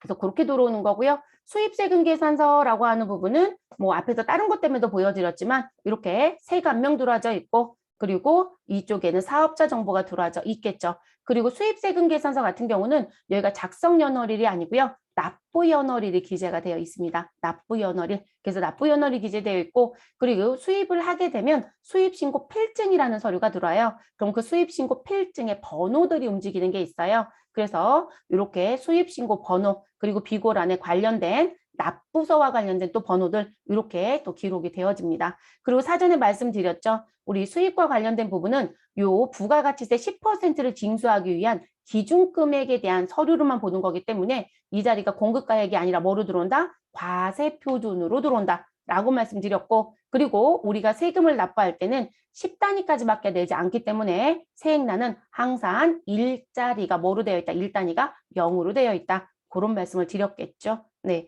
그리고 우리 뒤에 가면 뭘 배울까요? 과세표준 배울 거예요, 여러분. 그리고 그 과세표준에서 이렇게 얘기합니다. 자, 수입하는 물품에 대한 부가가치세 10%의 징수에 들어가는 이 과세표준은 어떻게 계산이 되느냐? 그래서 과세표준은 관세의 과세가격인 CIF 금액에 관세를 더하고 개별 소비세가 발생했으면 개별 소비세를 더하고 주세가 발생이 됐으면 주세를 더하고 그리고 당신이 수입하는 물품이 교통, 에너지, 환경세가 또 관경이 되어 있다면 이것도 또 받을 거거든요. 자동차 수입은 교통, 에너지, 환경세가 나와요, 여러분. 그래서 이런 부분들 그리고 교육세, 농어촌 특별세에 대한 합계 금액이 여기에 들어가는 겁니다. 이거 안 쓰셔도 돼요, 여러분. 뒤에 가면 과세표준의 수입시 과세표준 얘기 다시 배워요. 그런데 아예 세금 계산서에도 이렇게 써 있다는 거예요. 부가가치세법에서 배우는 용어가. 그리고 시험에서는 다음 중 수입에 해당하는 과세표준을 산정할 건데 거기에 들어오는 거 들어오지 않는 걸 물어보는 출제자가 있습니다. 결론적으로 이거 외워야 된다는 얘기죠. 시험을 보시려면.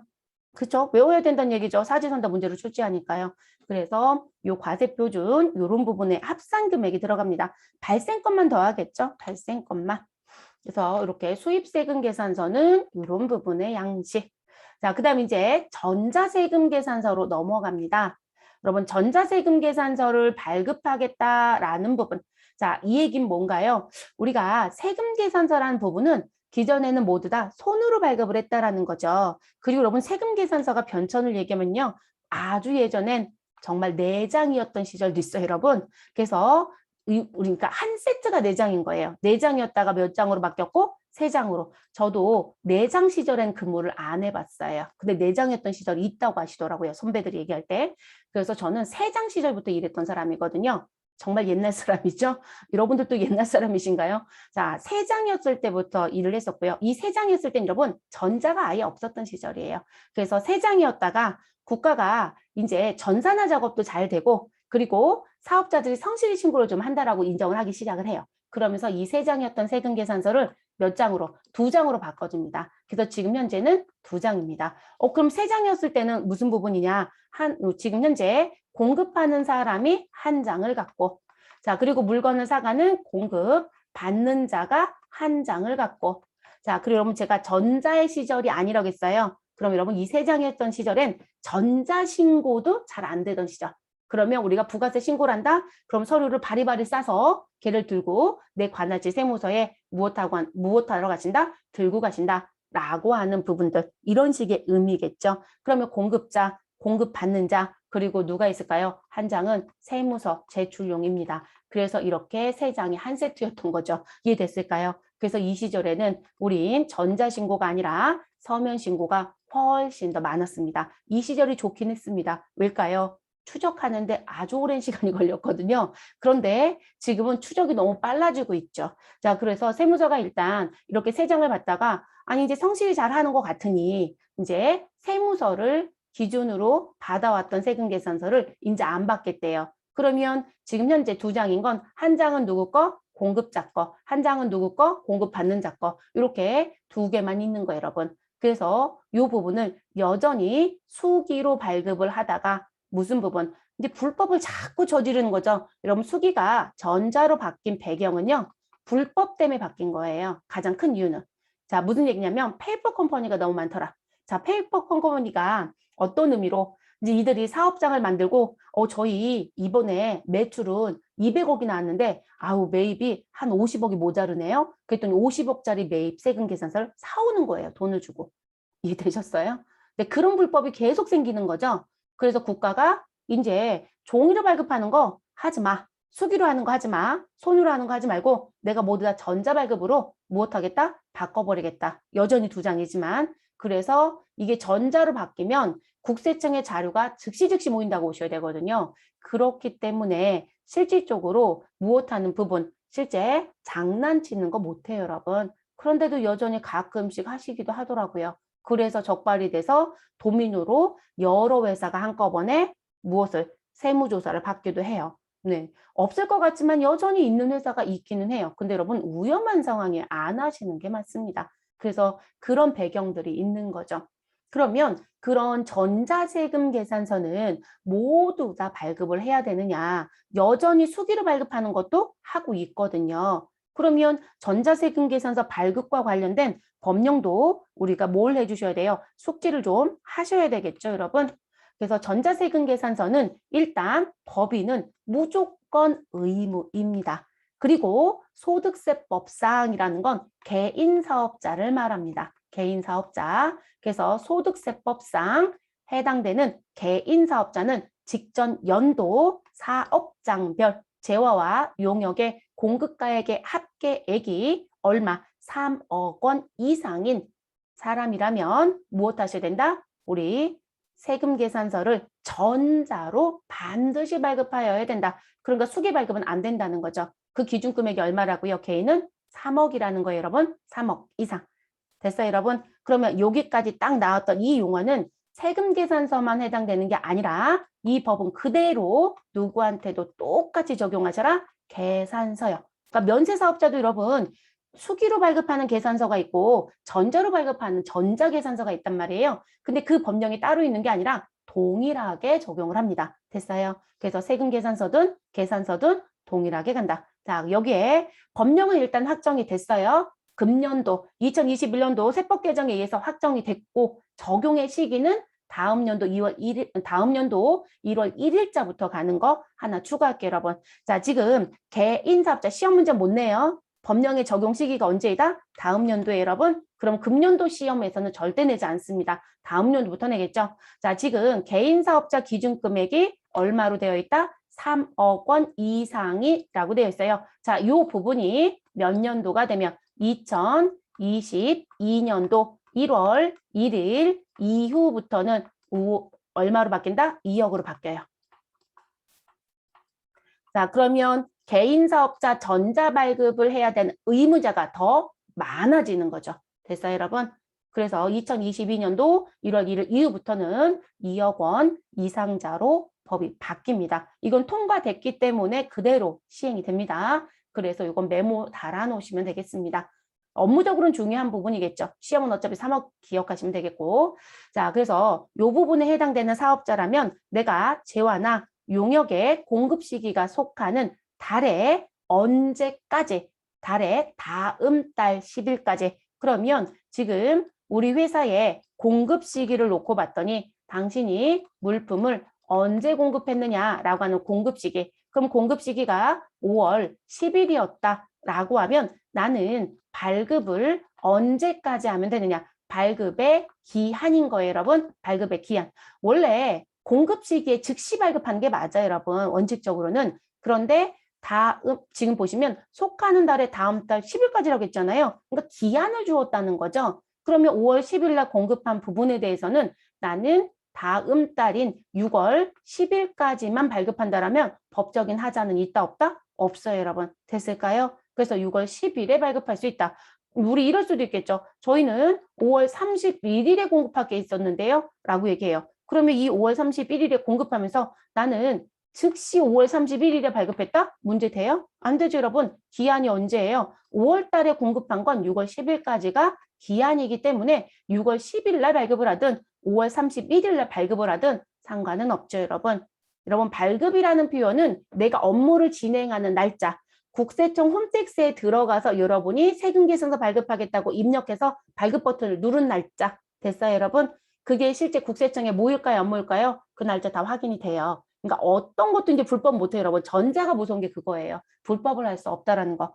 자, 그리고 기준금액 3억이 2억으로 이제 바뀐다는 얘기까지 해드렸는데 그 기준금액은요. 사업장별로 보시는 거예요. 제가 아까 그래서 여기다 체크해드렸어요. 우리가 사업장을 다수로 갖고 있는 분이 있어요. A 사업장도 있고 B 사업장도 있고 C 사업장도 있다. 그러니까 이 사람이 개인 사업자인데 사업장을 3개 가지고 있다. 근데 A는 현재 지금 무슨 부분이 공급가액의 합계액이 1억 5천이라고 얘기합니다. B 사업장은 3억 2천이라고 얘기하고요. C 사업장은 2억 7천이라고 얘기를 합니다. 자, 지금 현재 상황이에요. 그럼 직전 연도 기준으로 그래서 몇 년도? 2020년도 우리 종합소득세를 2021년도 5월에 신고를 했겠죠. 자, 그래서 공급가액이 모두 다 결정이 끝났습니다. 또는 부가세 신고하면서 대부분 다 금액이 확정이 되죠. 그래서 이제 그 신고가 다 끝나고 나서 공급가액에 정리를 해보니 이런 상황이래요. 그럼 여러분 A 사업장은 우리 3억 이상이 아니잖아요. 그러니까 이 부분은 무엇 하셔도 된다. 지금 현재 이 부분에 대해서는 수기로 발급해도 아무 상관이 없어요. 3억 2천은 무엇 하시면 돼요? 우리 이 부분은 반드시 전자로 발급해야 되겠죠? 그리고 C사업장 2억 7천. 자, 여기도 수기 발급해도 되겠죠? 그런데 이 2억 7천이 2021년도 공급가액이 돼버린다라면 다음 연도부터는 이제 뭐가 될 것이다? 우리 이 부분은 전자로 바뀌어야 되는 거겠죠. 이해되셨어요? 합산이 아니에요. 사업장 여러 개가 있었을 때, 다수가 있을 때 더한 금액이 아니라 각 사업장별로 갑니다. 그래서 가끔 이렇게 섞여 있는 데들도 있어요, 여러분. 각 사업장이라는 거.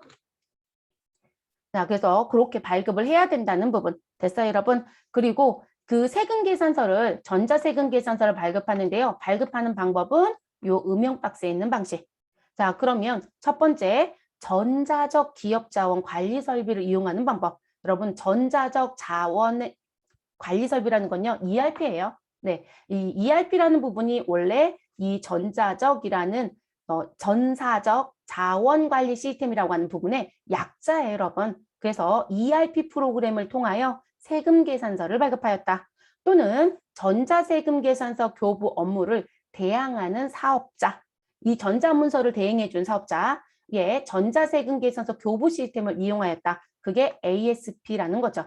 여러분들이 AT 시험 볼 때 우리 프로그램에 갔더니 빌 365 24라는 프로그램이 있었잖아요. 이게 대표적인 ASP 프로그램이 여러분. 그럼 이거 공짜로 쓰냐고요? 돈 내시면 됩니다. 그래서 건당 얼마, 150원, 200원 이런 식으로. 아니 근데 금액이 왜 다르냐라고 하시는데요. 세금 계산서를 우리가 볼 때요. 지금 누가 나한테 얼마짜리 보냈구나 딱 요것만 볼 수 있는 방법이 있고요. 터치를 해서 내용을 좀 더 세부적으로 볼 수 있는 방법이 있어요. 그거에 따라서 발급할 때 요금이 달라요, 여러분. 그런 걸 과금이라고 하거든요. 과금.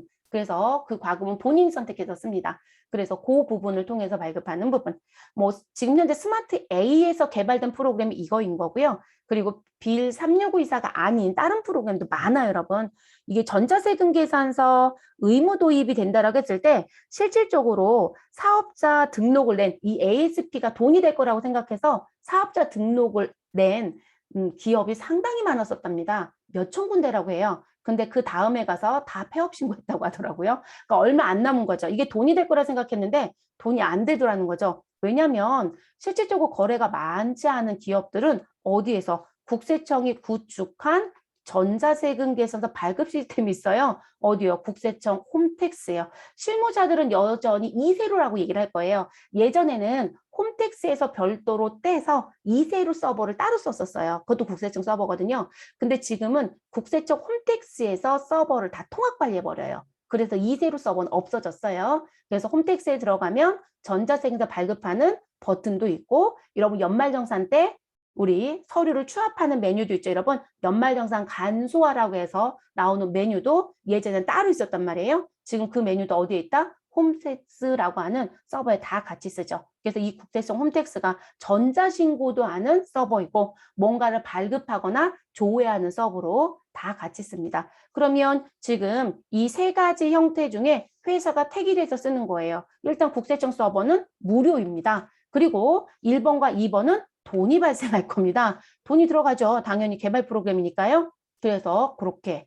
자, 그리고 이렇게 발행한 세금 계산서는요. 반드시 국세청에 무엇해야 된다? 전송을 하셔야 되는 부분도 있습니다. 그건 추후에 말씀을 드릴게요. 그럼 그 전송은 왜 하는 거냐면 요 1번과 2번을 통해서 발급한 건 국세청 홈택스에 자료가 없어요, 여러분. 그래서 국세청 홈택스에 무엇해라? 전송하라는 얘기인 거예요. 그럼 국세청 홈택스를 통해서 발급하신 분들은 전송을 한다, 안 한다? 안 해요, 여러분. 벌써 국세청에 자료가 모여 있는데 무슨 전송을 해요? 할 필요가 없는 거죠. 그러니까 국세청 홈택스가 아닌 다른 서버에서 발급한, 그럼 ERP나 ASB 기관을 통해서 발급한 것만 국세청에 전송을 해야 되는 거예요. 그래서 전송 얘기가 등장하는 거고요. 그리고 세금 계산서를 전송을 하든 세금 계산서를 발급을 하든 이 발급을 다음 달 10일까지 하라고 했는데요. 우리 아까 제가 써드린 6월 10일이 빨간 날이면 어떻게 할 거냐. 공휴일이거나 토요일이거나 라면 어떻게 할 거냐라는 문제가 생기겠죠, 여러분. 그러면 이 달이 빨간 날이면 우리는 다음 날로 무엇하면 된다? 넘어가면 되겠습니다. 됐을까요, 여러분? 그래서 다음 달 10일이 공휴일 또는 토요일일 때에는 공휴일 또는 토요일 다음 날까지 전자세금 계산서를 무엇 하시면 된다? 발급하시면 된다. 이렇게 알아두시면 되겠습니다. 이날은 일을 안 하지 않겠느냐? 이렇게 생각하는 거겠죠, 여러분? 네, 그래서 이런 법령의 문구도 있습니다. 이 전자세금 계산서 발급이요. 처음에 법제도가 들어왔을 때 얼마나 웃겼냐면 지금 여기 다만자 붙어 있는 법령 있죠, 여러분? 이게 인정을 안 해줬어요. 그러면 기한만 있었던 거예요. 다음 달 10일까지 해라. 근데 20일이 토요일이었다? 근데 토요일 내가 지금 금요일까지 업무를 마무리 못한 거예요. 근데 토요일이면 저희가 출근을 안 하는데 무슨 부분? 이거 전자발급이니까 인터넷만 되면 되지 않느냐. 그래서 다음 날로 넘어가는 법령을 인정 안 해줬어요.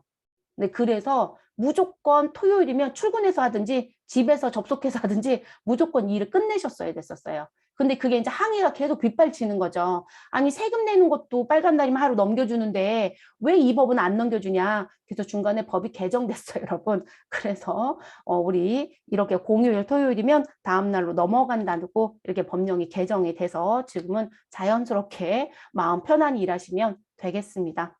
그러니까 우리가 법을 들여다보면 정말 특이한 법들이 또 있기도 해요.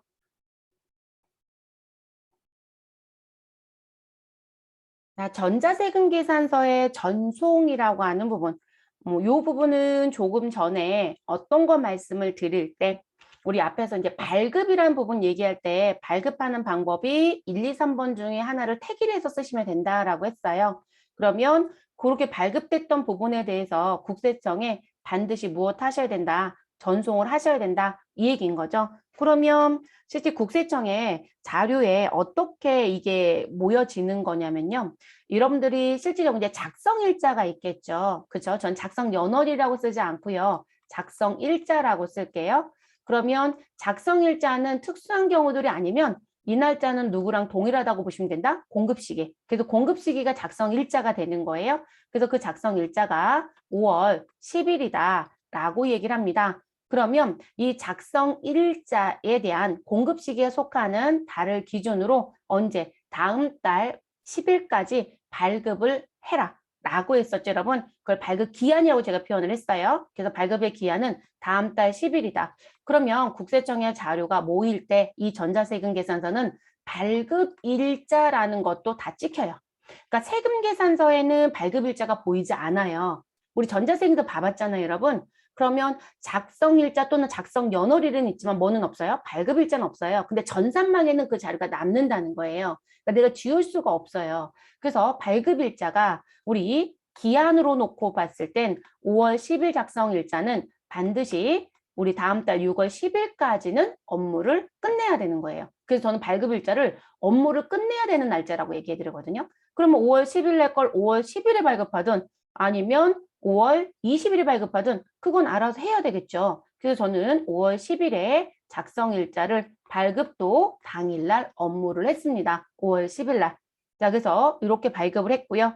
그럼 이 발급했던 이 부분에 대해서는 국세청에 전송을 또 해야 되더라는 거죠. 그래서 전송의 일자라는 것도 국세청에 뭐가 된다? 모여 있더라. 그래서 여러분들이 국세청에 모여 있는 전자세금 계산서를 내역서를 출력해 보잖아요. 그럼 그 출력하는 부분에 작성일자, 발급일자, 전송일자, 공급가액 얼마, 우리 세액 얼마, 그리고 승인번호 몇 번, 이런 부분이 다 보여요, 여러분. 그리고 품목도 다 보여요. 그러니까 정보가 다 보인다고 보셔야 되거든요. 그래서 이 전송일자도 들어옵니다. 그럼 이 전송은 언제까지 해야 되느냐? 사업자가 전자세금 계산서를 발급하게 되면 이 해당 세금 계산서에 발급일을 기준으로 언제까지? 다음 날까지입니다. 다음 날. 그러면 우린 다음 날이라는 게 뭐가 된다? 기한이 된다. 이렇게 되는 거죠. 됐어요, 여러분? 그래서 발급일의 다음 날. 그럼 발급일이 5월 10일이면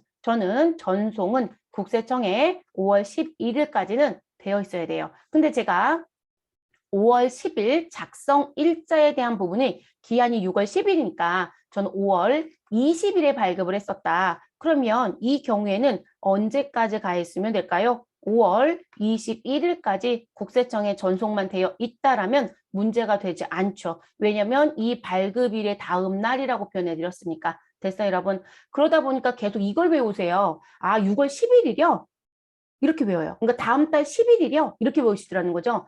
여기 지금 법령에 보시면 다음 달 10일이라는 규정은 없어요, 여러분. 그건 과거법이에요. 과거에 그랬던 시절이 있어요. 네, 과거에는 다음 달 11일까지 전송하라는 법령이 있었다는 거죠. 근데 지금은 그렇게 가지 않아요. 그래서 다음 날까지로 보셔라. 그래서 발급일에 따라서 전송 일자는 달라질 수 있는 거죠. 전송의 기한은. 그래서 기한은 지금 정확하게 다음 날이고 이 일자가 달라지는 거죠. 이해되셨어요? 그래서 그렇게 11일로 기억하시는 건 잘못된 표기법입니다. 그래서 알아두셔야 되는 부분.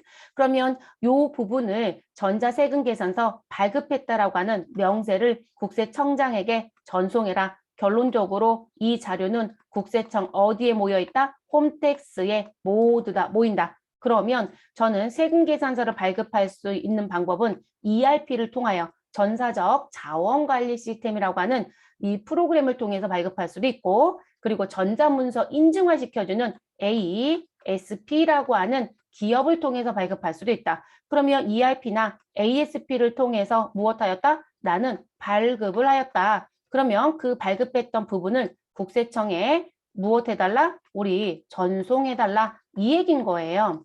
전송. 그러니까 여러분 국세청 홈택스에서 무엇하신 분들은 발급하신 분들은 이 전송이라는 부분이 없어요. 고민하지 않습니다. 그러면 결론적으로 우리 전송을 잘못했다. 그럼 지연 전송했다. 또는 미전송했다. 라는 게 뒤늦게 밝혀졌다. 가산세가 국세청에서 발급하신 분들은 그 법령이 아예 등장하지 않잖아요. 가산세가 있겠어요? 없겠죠, 여러분. 그러니까 이런 걸 통해서 발급하는 분들만 조심하실 것.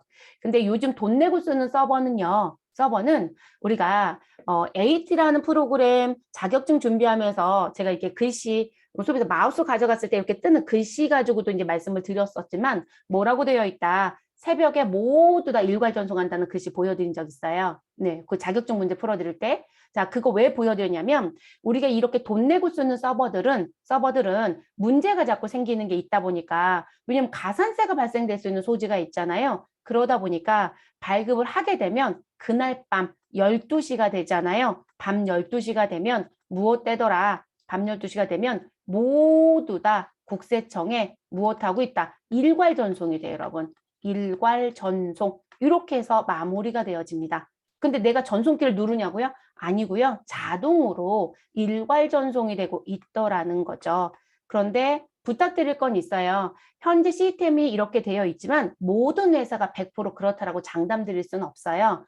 회사라는 건 프로그램을 만들었을 수 있단 말이에요. 그러면 이 ERP라는 프로그램은 상용화되어 있는 프로그램을 사다가 회사 입맛에 맞게끔 일종의 커스터마이징을 해서 쓸 수도 있지만 지금 아예 전체를 구축해서 쓰는 회사도 있거든요. 그러면 그 구축형은 이런 걸 만들어서 탑재시킬 수도 있어요. 또는 시중에 있는 거를 탑재시킬 수도 있고. 그럼 어떻게 쓰냐에 따라서 전송키가 있을 수도 있고 없을 수도 있는 거죠. 기존에 ERP 쓰던 기업에서 그 회사 같은 경우 송파 쪽에 있었던 모 기업인데 법인을 여러 개 가지고 있습니다. 그리고 농수산물 유통을 꽤 크게 하는 회사예요. 근데 이 회사가 왜 부가가치세 신고를 하냐면 단순히 미가공 식료품 등에 해당되는 것만 공급을 하는 회사가 아니고요. 우리 가공품도 같이 유통이 돼요. 그러니까 소위 말해서 식자재 대기업이라고 보시면 돼요. 그래서 이제 그렇게 유통을 해서 여러 회사를 가지고 있었는데 항상 사람이 바뀌면서 실수가 많은 것 같아요. 이 전자세금 계산서가 도입이 되고 얼마 안 돼서 보직이 발령이 된 거예요. 그래서 보직이 바뀌었는데 세금 계산서 발급 업무까지 다 끝내놨다라고 정리가 돼서 인수인계를 받았어요. 그 이분은 막 열심히 일을 했겠죠. 근데 국세청에 이제 부가세 신고까지 다 끝냈는데 추후에 국세청에서 오히려 역으로 연락이 온 거예요. 너네 이번 부가가치세 우리 몇 년도 몇 기 부가가치세 신고분의 내역이 국세청에 없다. 이렇게 나온 거예요. 지금 전자세금 계산서 발급한 내역서를 국세청 홈택스에 전송하는 건데 그게 없다라고 얘기를 하는 거예요. 그 부분에 논란이 됐던 시절은 홈택스 시절은 아니고요. 이세로를 쓰고 있던 시절. 근데 그 자료가 없다라고 연락이 온 거죠. 그래서 무슨 소리냐라고 해서 보니 진짜 전송이 안 돼 있던 거예요. 근데 그 회사는요. 전송 버튼이 있었어요. 전송 버튼. 그러니까 이분이 뭘 잘못한 거냐면 세금 계산서 합계표라는 걸 작성할 때 제가 그 시험 준비하면서 무슨 말씀 드렸냐면 전자라는 부분에 모여 있는 부분은 내가 반드시 국세청에 들어가서 내역이 일치하는지를 맞추시는 게 업무의 첫 번째이다라고 말씀을 드렸어요. 시험에서 물어보든 안 물어보든 우린 그게 일이다라고 말씀드렸거든요. 그 업무를 안 했던 거예요. 안 했으니까 전송이 안 됐다는 걸 신고가 다 끝날 때까지도 몰랐던 거죠. 그래서 가산세가 실질적으로 그 시절에는 가산세가 실제 좀 많이 나오는 시절이거든요. 근데 이제 이분들이 주장하는 건 직원의 실수였다는 걸 주장을 하면 가산세가 좀 내려가요. 그러니까 그거를 주장을 하고 싶었던 거죠. 가산세 안 낼 수는 없어요. 방법이 없으니까. 그런데 국세청 입장에서는 이건 실수라고 보기가 어렵죠. 그래서 가산세 그대로 다 징수하는. 근데 가산세가 어마어마했어요. 회사가 좀 규모가 커요. 그러니까 그런 실수도 일어나는 부분이 있어요. 그래서 항상 조심하실 것. 그래서 전송을 해야 된다는 걸 무조건 머릿속에 가져가시고 이런 회사에 입사를 하시면 이 회사가 어떤 프로그램을 쓰는지 꼭 확인하자. 홈택스를 쓴다? 잊어라. 자, 근데 홈택스를 안 쓴다? 그러면 전송키가 있는지 꼭 확인. 전송키가 없다? 그럼 자동 일괄 전송이 된다. 이렇게 생각을 하시면 되겠습니다.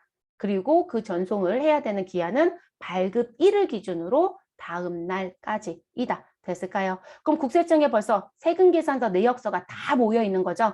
그럼 국세청은 그 세금계산서 내역서를 필요로 하지 않아요. 그 내역서를 보여주는 게 무슨 서류다? 세금계산서 합계표거든요. 그래서 세금계산서 합계표라는 서식에 가서 보았더니 무슨 부분, 어느 회사에 우리 지금 4월 1일부터 언제 6월 30일까지 몇 매를 발급했고 몇 매를 수취했으며 그래서 공급가액은 얼마이고 세액은 얼마이다. 라는 걸 집계해서 우리 합산해주는 부분으로 넘어가는 서류예요. 그게 세금 계산서 합계표예요. 계산서를 합산해서 보여준 서류다. 그럼 계산서 합계표라고 부르는 거거든요. 근데 그 서류가 벌써 국세청에 다 들어가 있다라면 우리는 세금 계산서 합계표 제출 의무가 있다 없다? 없죠, 여러분. 그래서 지금 정상적으로 전송이 다 되어 있다라면 이 부분은 안 해도 됩니다. 근데 여러분 이제 일하러 가보세요. 이거를 과연 내는지 안 내는지 100%다 제출합니다. 그러니까 다 전자이다. 매출도 다 전자, 매입도 다 전자이다. 그런데도 불구하고 항상 내는 습관이에요. 그러니까 대부분들이 그냥 내던 관습적으로 했던 업무가 있기 때문에 이거를 제외시키지 않아요. 그냥 내고 있더라. 그리고 그분들이 또 뭘 불안해 하시냐면 여러분 지금 보면 우리 회사는 법인이에요. 그러면 법인의 입장에서는 매출에 대한 건 다 전자로 발급했겠죠. 근데 여러분 매입은 종이와 전자가 섞여 있을 거라고요. 수기와 전자가. 그러면 내가 매출은 보내고 매입은 안 보낸다? 그런데 우리 벌써 전산 실무해보니까 여러분 감이 오시지 않나요? 우리 메뉴가 매입차별 세금계산서 합계표 메뉴가 따로 있고 매출차별 세금계산서 합계표 메뉴가 따로 있지 않아요. 메뉴가 하나로 구성되어 있죠. 다만 보내고 안 보내는 건 부가가치세 신고서 쪽에서 세팅할 수 있는 방법이 있기는 해요. 근데 그 부분이 메뉴가 하나로 되어 있는데 누군 보내고 누군 안 보낸다는 거 하고 싶지 않거든요. 그래서 대체적으로 현재 모두 다 전자에 이어도 다 보내고 있는 실정이에요. 매입에 종이가 껴있을 수 있기 때문에. 그럼 종이였다면 반드시 내야 되는 거예요. 전자만 면제를 시켜준 거지 종이도 면제가 된 건 아니에요. 그래서 수기로 발행한 세금계산서는 반드시 전자세금계산 합계표를 내셔야 되고 제출을 해야 되는 시기 안 냈다? 가산세 냅니다. 그러니까 개인 사업자는 여전히 세금계산 합계표 가산세가 나오는 사업자가 간혹 있어요. 그래서 반드시. 그리고 매입직 공제를 받으려면 매입처별 세금계산 합계표를 제출하지 않으면 공제해주지 않습니다. 그렇기 때문에 반드시 내야 되는 거예요. 다만 면제가 있다라는 거죠. 자, 그리고 우리 서류 보관은 몇 년이라고 알려드렸죠, 여러분? 서류 보관 5년이라고 했어요. 근데 국세청에 벌써 문서화되어 있는 서류가 들어와져 있죠. 전자문서로. 자, 그렇기 때문에 전자세금계산서로 발급하고 전송이 된 전자세금계산서 또는 전자계산서는 우리 무엇하지 않는다. 출력하지 않아도 된다. 별도로 출력하여 5년의 보관을 하지 않아도 됩니다. 그래서 출력, 보관의 의무도 없다라고 합니다. 근데 이것도 일하러 가보시면 어떻다? 죄다 출력합니다. 왜냐면 우린 페이퍼를 사랑해요. 찾아볼 때 여러분 눈으로 보는 게 좋거든요. 그래서 대부분 출력들을 많이 하시더라고요. 근데 안 하셔도 되세요. 네, 안 하셔도 되고. 근데 회사에서 하는 걸 우리가 뭐라고 할 수는 없어요. 네, 여기에 시험에서는 안 낼 거고요. 업무적인 팁 하나만 얘기할게요. 자, 전자세금계산서 발급을 하시면 다음 날까지 전송을 하라고 그랬어요, 여러분. 그런데 이게 매출도 있지만 여러분 우리는 매입이라는 것도 있단 말이에요.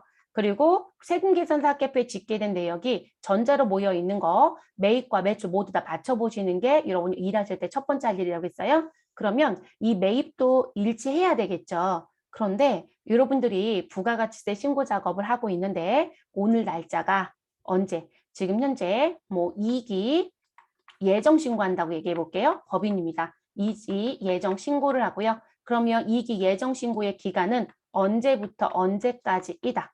2기 예정은 7월 1일부터 언제까지? 9월 30일까지죠. 자, 그리고 이 부분을 언제까지 신고와 납부라는 걸 해야 된다. 기한이라고 얘기하죠. 그럼 과세기간 종료일 9월 30일이겠네요. 종료일을 기준으로 25일 이내죠. 그럼 저희는 10월 25일까지 신고, 납부를 해주시면 됩니다. 자, 이렇게 지금 해주셔야 되는데, 자, 지금 현재 오늘의 날짜가 지금 현재 매입에 대한 내역을 매입 자료를 저는 확인하겠다라고 합니다. 근데 이 확인하는 일자를 봤더니 확인 일자가 며칠이라고 하냐면 지금 10월 5일이라고 얘기를 합니다. 10월 5일. 그러면 10월 5일에 저는 어디에 들어가서 국세청 홈택스에 들어갑니다. 그래서 국세청 홈택스에 들어가고요. 저는 매입 매출 전표에는 벌써 입력은 다 되어 있다고 얘기합니다. 그래서 국세청 홈택스에 들어가서 무슨 부분 내역 조회를 했다는 거죠. 그래서 들어가서 봤더니 이상하다라는 게 보여지기 시작을 할 겁니다. 자, 무슨 부분이냐면 자, 우리 회사는 전기를 씁니다. 그러면 한전에서 전력비에 대한 걸 받았겠죠? 그리고 여러분 전력비는 지로로 되어 있는 무엇이다? 세금계산서이다 라고 수업에서 해드렸어요. 이건 전산 때 해드린 부분이죠. 그래서 지로세금계산서입니다. 그러면 매입세 공제가 가능하면 여러분들은 50일 과세라는 유형으로 입력했을 거고요. 그럼 이 부분은 우리 매입세액이라고 하는 부가가치세 신고서의 어느 부분에 우리 매입세액의 세금계산서 수치라는 자리가 있죠. 그래서 세금계산서 수치라고 하는 난에 집계가 될 것이고 그리고 세금계 수치는 난이 3칸이죠. 그렇죠? 무슨 부분이요? 일반 매입 그리고 수익과 관련돼서 우리 납부를 유예하는 거 그리고 고정자산 매입 그럼 이 부분은 세금계산서 수치의 일반 매입에 집계가 되어 있을 겁니다. 자, 이렇게 넘어갈 거예요. 그리고 그 사이에 생사합계표에도 매입자료 집계가 됐을 거고요. 근데 국세청 홈택스에 가서 조회를 해보니 무엇이 보이지 않는다. 아, 이 전력비에 대한 게 보이지 않더라. 자, 우리가 매달 전기요금 통지서를 받았어요, 여러분, 지로로. 그럼 저는 지금 세금계산사합계표에 가면 몇 매가 모여 있을까요, 여러분? 우리 매수는 몇 매? 자, 매수는 3매라고 모여 있어야 되겠죠? 그쵸? 그리고 우리 공급가액은 이런 매달 10만 원씩 냈다라고 10만 원이 발급이 됐다고 할게요. 그러면 공급가액이라고 하는 자리엔 얼마가 매달 10만 원 고정이라고 할게요. 그럼 30만 원이 모여 있겠죠? 그리고 세액이라는 자리에는 얼마가 우리 3만 원이 집계가 되어 있겠죠? 됐어요, 여러분. 그럼 국세청에도 매수가 3매이고 30만 원에 3만 원짜리가 있어야 된다는 얘기예요. 쉽게 생각하시면. 근데 국세청에 가서 조회를 해보니 지금 3매가 아니라 매수가 2매라고 보이고 공급가액은 20만 원이고 그리고 세액은 2만 원이라고 집계가 되어 있더라는 거예요. 한 매가 모자르다는 거죠. 자, 알아두실 게 있어요, 여러분. 자, 무슨 부분에 문제점이 있냐면 전기요금이라든지 가스요금이라든지 통신에 대한 부분을 들어가서 보니 자, 공급자는 단일이거든요. 우리 통신사도 많지 않잖아요, 여러분. 그러니까 공급자는 소위 말해서 한국전력공사가 하나예요. 근데 공급받는 자는 사업자도 있고 비사업자도 있어요. 이해되셨어요? 그러면 지금 이게 국세청에 집계를 해서 보내야 되는데 발급일의 다음 날 보내는 게 너무 일이 많아요. 그래서 법령에서 그들한테 뭘 허용해줬다? 다음 달 11일까지 보내면 된다라는 법령을 허용해 준 게 있어요. 그러니까 여러분들은 그걸 하시면 안 돼요. 여러분들 큰일 납니다. 가산세 다 내는 거니까. 그런데 이들은 개인 사업자의 우리 소에서 사업자 거래만 있는 게 아니라 비사업자 거래도 어마어마하단 말이에요. 여러분들 지금 현재 댁에서 나는 남편도 있고 나도 있고 아이가 셋이다. 그런데 아이들까지 휴대폰을 쓴다? 그럼 이 휴대폰이 지금 몇 개예요? 5개예요. 근데 모두 다 통신사가 같아요? 그럼 통신사 입장에서는 소위 말해서 이게 회사로 본다라면 공급자는 하나인데 공급받는 자는 5개가 돼야 된다는 얘기거든요. 이해되셨어요? 이렇게 많더라는 거죠. 그러니까 이게 발급일에 다음날 간다는 건 사실상 어려워요, 여러분. 그리고 이게 똑같은 데에서 무슨 뭐 지로로 되어 있는 세금 계산서를 받았다 하더라도 지역별로 발급일이 달라요, 여러분. 그 얘기는 서울에선 언제부터 언제까지 쓴 걸 언제 발급을 하고 언제까지 돈 내면 돼 이렇게 되어 있는데 제가 지금 수업하고 있는 지역은 천안이라고 했잖아요. 제가 여러분하고 강의를 진행하는 부분은 그러면 지금 제가 천안에서 지금 여러분한테 인터넷으로 수업하고 있잖아요. 근데 천안은 지금 서울하고 똑같냐, 용인하고 똑같냐, 수원하고 똑같냐? 같지 않아요.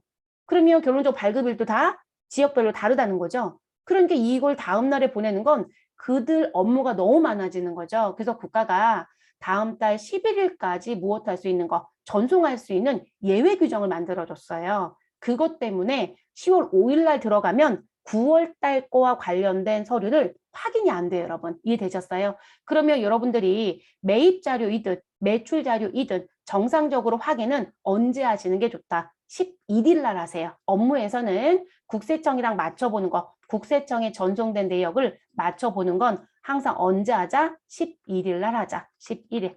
되셨어요? 그러니까 9월 달 거는 10월 11일에 확인하셔서 그날까지 모이지 않은 게 있다? 그럼 일단 문제가 있는 거예요. 이해되셨어요? 그래서 11일 날 확인하는 습관을 가져가실 것. 이건 업무에서 좀 아셔야 될 것 같아요. 이거 안 되어 있으면 계속 국세청에 전화하신대요. 그럼 또 저희 정기요금 뭐가 안 맞다고. 그럼 국세청은 또 그거 뭐 하겠어요, 여러분? 126번으로 전화하시든 세무서에 전화하든 전화해서 얘기하면 그거 답변하고 계시거든요. 그래서 이건 업무적으로 좀 알아두셔야 될 부분 중에 하나입니다. 그래서 이거는 예외가 있기 때문에 문제되는 부분이 없어요, 여러분. 그래서 여러분들 부가가치세와 관련된 국세청 정통자로 맞추는 건 항상 2월 다음 달 11일에 맞추는 습관을 하셔라. 그리고 저는 부가세 신고 때 3개월치 맞추는 거 별로 권장하지 않습니다. 세무대리는 어쩔 수 없어요. 거래처에서 정보가 넘어온 거 가지고 업무를 하는 부분이 있으니까. 근데 일반 기업은 그달 맞추세요. 그달 내용들을 한 번씩 보시면 되잖아요. 그러면 지금 3개월치 한꺼번에 맞추는 부분에서 오류가 나오는 경우들이 거의 없어요. 그래서 일반 기업은 매달 내가 날짜를 정해놓고 무엇 하셔라? 정리하는 습관을 가지셔라. 그게 가장 좋은 방법이기도 합니다. 이거 업무 때문에 알려드립니다. 다시 한번 말씀드리지만 시험은 절대 이런 거 출제 안 합니다. 하는 부분은 없어요. 원칙만 출제를 하기 때문에 이런 건 예외를 거론하지 않아요. 그래서 업무만 알아두시면 된다. 됐을까요? 자, 그래서 난 부분. 그 다음 이제 매입자 발행 세금 계산서로 들어갈게요. 자, 매입자 발행 세금 계산서라고 하는 건 제가 앞에서 뭐라고 말씀드렸나요, 여러분? 세금 계산서라고 하는 건 누가 발급하는 것이다. 물건을 파는 사람, 공급자가 발급하는 것이다. 그래서 우리가 공급자라고 하는 사람이 누구한테 공급 받는 자에게 세금 계산서라는 걸 무엇하는 것이다. 발급하는 것이다. 됐어요, 여러분? 그래서 이렇게 가는 거예요. 그래서 우리는 몇매, 두매라는 걸 발급한다. 그래서 한 매는 누가 갖고? 공급자가 갖고. 그래서 세금 계산서 상단에 우리 전자인지 종이인지 기록하고 가로 열고 공급자 보관용, 공급받는 자 보관용 이렇게 나오죠. 그래서 공급자 보관용은 법령에서는 빨간색을 갖게끔 해놓고요. 공급받는 자는 파란색을 갖게끔 해놔요. 근데 그게 색으로 되어 있는 걸 보면 그렇다는 거예요. 근데 우린 다 그냥 프린트하기 때문에 빨간색, 파란색 볼 일은 없겠지만 그래서 이렇게도 움직여집니다. 그런데 무슨 부분? 아니 이 공급자가 공급받는 자한테 물품도 줬어요. 물품도 줬고요. 그리고 공급받는 자는 물품을 받았으니까 공급자한테 대금도 주었답니다. 그럼 여러분 물품을 공급받는 자는 받았고 자, 이 사람은 대금을 받았고 그 사이에 뭐가 있어야 돼요? 세금 계산서가 있어야 되는 거죠. 근데 이놈의 공급자가 세금 계산서 발급을 안 하더라는 거예요. 그러면 공급받는 자가 물건을 사가는 누가 된다? 매입자인 거잖아요. 그래서 이 매입자인 공급받는 자가 무엇하겠다? 우리한테 물건 팔은 공급받는 자 A가 세금 계산서를 발급 안 해준다고 공급받는 자의 세무서에 가서 신고를 해버리고 이 사람이 직접 발급하겠다예요. 그게 매입자 발행 세금 계산서입니다. 됐어요, 여러분? 그래서 들어온 부분, 여기는 제가 오타 써놨네요. 간이과세자가 맞겠고. 그래서 납세 의무자로 등록한 사업자로부터 대통령령이라고 얘기하는데요. 이런 거는 뭐 사실 시험에서는 잘 거론하지 않으니까 법령이라고 그냥 생각하시면 될 것 같아요. 그래서 대통령령으로 정하는 사업자가 재화 또는 용역을 공급하고 세금 계산서 발급하는 시기에 세금 계산서를 발급하지 아니한 경우 그냥 이렇게 길게 나왔지만 한마디로 얘기하면 뭘까요, 여러분? 공급자요. 그래서 공급자가 세금 계산서를 발급해야 되는데 발급을 안 해줬다. 그러면 그 재화나 용역을 공급받는 자인 매입자는 무엇할 수 있다? 세금 계산서를 발급할 수 있다. 자, 그래서 해당 재화 또는 용역의 공급 시기가 속하는 과세 기간의 종료일로부터 몇 개월 이내? 6개월 이내. 됐어요, 여러분? 이게 기존엔 여러분 10일, 막 15일 막 이렇게 짧았던 적도 있어요. 그러니까 너무 실효성이 없다라고 질타를 되게 많이 받았어요. 그래서 이 부분이 지금 이렇게 길게 바뀌었습니다. 그래서 우린 무슨 부분? 공급 시기가 속하는 과세 기간의 종료일로부터 6개월 이내이면 자, 1기 때 공급했던 부분에 대해서 옥신각신하다가 여전히 못 받고 끝난 상황이다. 그러면 2기 때 해도 되는 거죠, 여러분. 과세기간 종료부터 6개월 이내잖아요. 그러면 1기 과세기간이면 1월부터 6월이에요. 그 사이에 둘이 옥신각신하고 있는 거죠. 왜 안 주세요? 전화할 때마다 매번 이 공급자는 얘기하죠. 아우 죄송해요. 드릴게요. 근데 여전히 안 와요. 그러니까 무슨 부분? 아니 계속 전화를 하겠죠. 그러다가 시기가 넘어가 버린 거죠. 근데 그 시기를 길게 준 거죠. 네, 종료일부터 6개월 이내에 관할 세무서장에 무엇을 하여라? 확인을 받아서 여기 관할 세무서장은 공급자예요. 아니 공급 받는 자로 가셔야 돼요. 공급 받는 자의 관할 세무서장한테 신고를 해요, 여러분. 그러면 내 관할지 세무서가 누구의 공급받는 자 세무서를 연락할 거예요, 여러분. 그래서 그들의 확인을 받아서 세금 계산서를 무엇할 수 있다? 발행할 수 있다. 이걸 뭐라고 얘기한다? 매입자 발행 세금 계산서. 그리고 여러분, 우리 간이과세자도 현재 세금 계산서 발급할 수 있는 의무자도 들어왔죠? 그러면 간이과세자가 세금 계산서를 발급을 안 해주더라. 그러면 저희가 직접 할 수도 있어요. 근데 그것도 당연히 들어와야 되겠죠. 그래서 이제 간이과세자도 거론이 될 수 있는 거고요. 그래서 나오는 부분, 이걸 매입자 발행 세금 계산서라고 합니다. 그리고 여러분, 이 매입자 발행 세금 계산서는요, 수기로 발급합니다. 수기. 됐어요? 전자로 발급 안 해요. 수기로 발급한다는 거. 자, 그리고 제가 이거를 왜 수기라고 말씀을 드리냐면, 자, 이것도 시험에선 거론 안 할 거고 업무 때문에 말씀을 드립니다. 자, 여러분들 일하러 가시면 제가 아까 세금계산서 발급은 누가 하는 게 맞다고요? 공급자. 그쵸? 그래서 공급자가 공급받는 자한테 발행하는 게 맞아요, 여러분. 그래서 세금계산서의 발행자는 글씨가 마음에 안 들어요, 여러분. 이렇게 쓸게요. 자, 발행자는 원래 원칙은 공급자가 하는 게 맞습니다. 공급자. 자, 그리고 우리는 전자로 말씀을 드릴게요. 그래서 전자로 공급자가 발급을 합니다. 그러면 우리가 서버에 들어가면 뭐라고 되어 있다? 이들을 정발행이라고 얘기를 해요. 표현할 때. 정발행. 원래 정상적인 발행의 방법이죠. 자, 그런데 공급자하고요. 공급받는 자가 협의를 합니다. 자, 두 사람이 협의를 하였다. 자, 그래서 그 협의사항에 무슨 부분? 공급자가 발행하는 게 아니라 공급받는 자가 발행을 하기도 합니다. 공급받는 자. 불법하는 얘기 아니에요, 여러분. 이 매입자 발행은 일단 법을 어긴 것 때문에 나오는 조항이에요. 제가 지금 여기 협의했다는 건 서로 무엇한 거예요? 일종의 계약서에 썼거나 두 사람이 협의를 봐서 결론을 내놨다는 거예요. 그래서 지금 공급받는 자가 발행하는 거로 결정했다는 얘기거든요. 그럼 공급받는 자가 발행하는 건 사실상 무슨 부분? 반대편에 있는 사람이 발행하는 거죠, 여러분. 그렇죠? 그래서 이런 걸 역발행이라고 해요, 업무에서는. 자, 합법이다, 불법이다? 합법입니다. 국세청도 인정하는 방법이에요.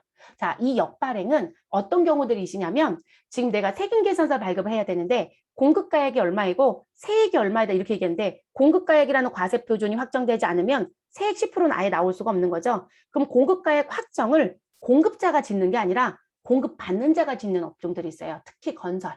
그러면 우리가 계약서에 명기는 되어 있어요. 그래서 진척도에 따라서 완성도에 따라서 진행도에 따라서 우린 얼마 돈을 주겠다라고 하는데 지금 공급자 입장에서는 20%가 진행됐다고 주장을 합니다. 근데 공급받는 데 입장에서는 우리는 그렇게 보지 않는다. 내가 현장 실사 나갔다. 그리고 니네가 보내준 스냅 사진 봤다. 그런데 이만큼까지는 지금 20%라고 볼 수 없다. 15%로 봐야 된다. 그래서 세금 계산서는 지금 무슨 부분에 우리 20%로 세금 계산을 발급하는 게 아니라 내가 10억짜리 소주이다. 그럼 10억 곱하기 20% 해당되는 금액을 발급하는 게 아니라 15%라고 인정을 하기 때문에 우리는 10억 곱하기 15%인 금액만 발급하겠다. 이렇게 얘기를 하거든요.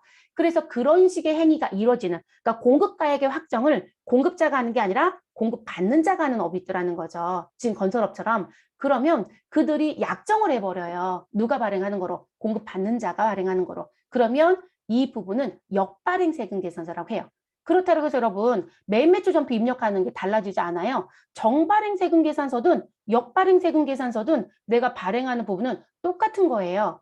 이해되시나요? 다만 공급자가 아니라 공급받는 자 입장에서 발행을 하는 거니까 제가 만약에 역발행을 하는 회사에 근무를 한다? 그럼 저는 입력할 때 10일 과세로 입력을 하는 게 아니라 매입세 공제가 된다라면 50일 과세로 입력하고 발행을 한다는 거예요. 우리 돈 내고 쓰는 서버에서도 발행이 가능하고요. 홈택스 국세청에서도 발행이 가능합니다. 그래서 이 부분은 다 정상적인 부분이에요. 이해되셨을까요? 그래서 이거 혼선 빚으시면 안 돼요. 그래서 이렇게 정발행이나 역발행에 대한 부분은 무슨 부분? 부가가치세 신고서에 가면 세금계산서 발급분이라는 부분에 그대로 집계가 돼야 되는 거예요. 우리 세금 계산서 발급이라는 자리. 자, 이 얘기는 무슨 얘기일까요? 우리가 부가가치세 신고서에 들어가면 과세표준 및 매출세액이라는 자리가 있고 그 자리에 다시 과세가 있고 다시 영세율이 있죠. 그리고 과세는 세금계산서 발행 자리가 있고 매입자 발행 세금계산서가 있고 신용카드 현금 영수증 발행이 있고 기타가 있어요. 그럼 네 칸이 구성되어 있는 거죠. 그럼 매입자 발행이 모이는 자리가 다르다는 거예요. 그 자리에 들어가면 안 된다는 거예요. 실무자들 자꾸 사고 칩니다. 무슨 부분? 매입자 발행 세금계산서를 자꾸 역발행이라고 얘기를 하세요. 전혀 달라요. 여러분 이거 매입자 발행이라는 부분이 되지면 사실상 공급받는 자가 지금 공급자가 안 해줘서 했다는 얘기죠. 이건 조세범 처벌도 받아요. 그리고 세무조사로 연결이 될 수 있는 조항이에요. 상당히 큰 사건이에요. 이 부분하고는 전혀 달라요. 네, 그래서 제발 사고 치지 말았으면 합니다. 그래서 대부분들이 이걸 자꾸 섞어 쓰는 분이 있어서 말씀을 드려요. 그러니까 시험은 역발행 얘기를 전혀 하지 않아요. 근데 업무는 있다라는 거 됐을까요? 자, 여기 부연 설명 하나 더 할게요. 자, 이 역발행의 문제점이 하나 있어요. 그럼 제가 아까 정발행 얘기는 앞에서 얘기를 했습니다. 그러면 저희가 ASP 기관을 통해서 하든 ERP를 통해서 하든 지금 현재 상용화되어 있는 프로그램들은 대체적으로 내가 전송키를 누르지 않아도 국세청에 모두 다 뭐가 되고 있다? 전송이 되고 있다. 이렇게 얘기를 했어요. 그리고 국세청에 전송이 되는 건 대부분 오해하지 말아야 될 것도 하나, 상대편이 메일을 열지 않으면 승인이 안 됐다고 자꾸 주장을 하세요. 그럴 일은 없어요, 여러분. 정발행으로 움직이는 공급자가 발행한 전자세금 계산서는 상대편에서 제가 메일 주소를 받았겠죠. 전자문서로 메일로 가야 되니까. 근데 그 사람의 메일을 열든 메일을 열지 않든 확인하든 확인하지 않든 국세청에 전송은 다 됩니다. 그러니까 그 메일 여부 확인은 우리하고 관계가 없어요. 이해되셨어요? 그래서 그대로 그냥 끝나는 거예요. 다만 역발행은 그게 문제가 돼요. 자, 왜냐하면 원래 법적으로 누가 발행하는 게 맞아요? 공급자가 발행하는 게 맞아요. 근데 지금 두 사람이 협의를 해서 공급받는 자가 발행한다라고 했다. 그런데 공급자 입장에서도 그 금액이 타당한지 내 내용에 맞게 발행했는지는 확인해 봐야 되겠죠. 그래서 이 역발행이 이루어지면 이루어지면 이 공급받는 자가 공급자한테 득달같이 전화를 합니다. 그러면서 세금 계산서 왜 승인 안 해주세요? 이렇게 얘기합니다. 근데 이것도 처음 하시는 분들은 당황스럽습니다. 승인 버튼은 도대체 어디 숨겨져 있는지 승인 버튼은 없어요, 여러분. 그 승인이라는 표현이요. 이 역발행 같은 경우는 메일만 열면 돼요. 그리고 여러분들이 메일에 이게 도착이 되면 우리가 이 세금 계산서 도착한 부분에 메일을 클릭을 하잖아요. 그러면 우리 회사 사업자 등록번호를 넣으라고 이렇게 뿌얘지면서 사업자 번호 입력하는 창이 떠요, 여러분. 거기다 사업자 번호를 넣으면 화면이 활성화가 됩니다. 그러면서 누가 이 세금 계산서를 저한테 보낸 사람이 본인 세금 계산서 내역을 확인하실 수가 있어요. 그 부분이 승인의 행위예요. 그러니까 승인 버튼이 있거나 하지도 않아요. 무슨 말인지 아시겠죠? 그래서 그거로 그냥 끝나집니다. 근데 이 역발행은 그 행위를 안 하면 국세청에 전송이 안 돼요. 이해되셨어요? 이게 문제예요. 그러면 우리 가산세가 이제 터지겠죠? 그래서 역발행 세금 계산서는 공급받는 자가 계속 전화를 하거나 또는 싫은 소리를 하는 이유가 무엇이다? 메일을 열어야 뭐가 된다? 국세청에 전송이 되거든요. 그래서 중요한 부분이에요. 그래서 이렇게 써놓으시고 이 역발행은 메일 확인을 무엇하자? 꼭 하자. 그날 꼭 하셔야 돼요, 여러분. 메일 확인 필수예요. 필수. 그리고 요게 승인의 행위가 된다. 별도의 승인 버튼 누르지 않아요. 자, 요게 이루어져야 우리는 뭐가 된다? 국세청에 전송이 됩니다. 그래서 이 사고를 또 내는 분들이 있다라는 거. 됐어요? 요 부분까지 써놓으세요. 그리고 다시 부탁드리지만 제발 역발행은 얘가 아니라는 거. 이건 합법입니다. 합법. 그러면 역발행은 불법이라고 보시면 돼요. 불법. 네, 그렇게 보시면 되겠고요. 그래서 나오는 부분. 요거는 써놓고 가세요. 자, 그럼 다시 내려올게요. 그런데 이제 그러면 6개월 이내 발급을 하실 건데요. 그럼 금액의 제한이 있느냐? 네, 금액 제한이 있습니다. 그래서 거래사실 확인의 신청을 들어가야 됩니다. 내 관할지 세무서에.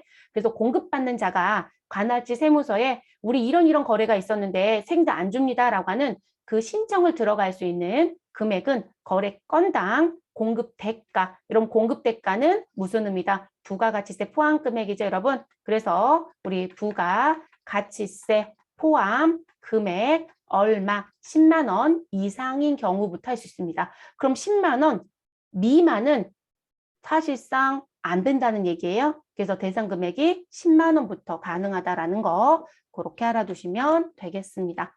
그래서 나오는 게 매입자 발행 세금 계산서.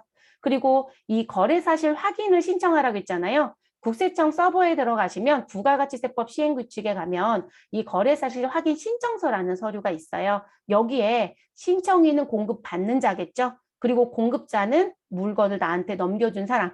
그리고 이런 내용들이 있었는데 안 해줬어요라는 부분들. 그래서 요 내용을 작성하고요. 그리고 여기에 무슨 부분? 우리 왜 거래하면 뭐 주고받아요, 여러분? 우리 그 내역서 주고받으시잖아요. 그죠? 거래명세서 주고받으시거나 뭐 납품확인서 주고받으시거나 그 서류도 꼭 뒤에 첨부해 주셔야 되고요. 그리고 제가 대금 결제를 했어요. 그럼 계좌이체해 줬다. 그러면 계좌이체한 서류가 있겠죠. 통장 카피 뜨시면 돼요. 그거 붙여서 내 관할지 세무서에 내시는 거예요. 여기다가 쓰셔서. 됐어요, 여러분? 그리고 그 프로세스가 이렇게 움직이는 부분이에요.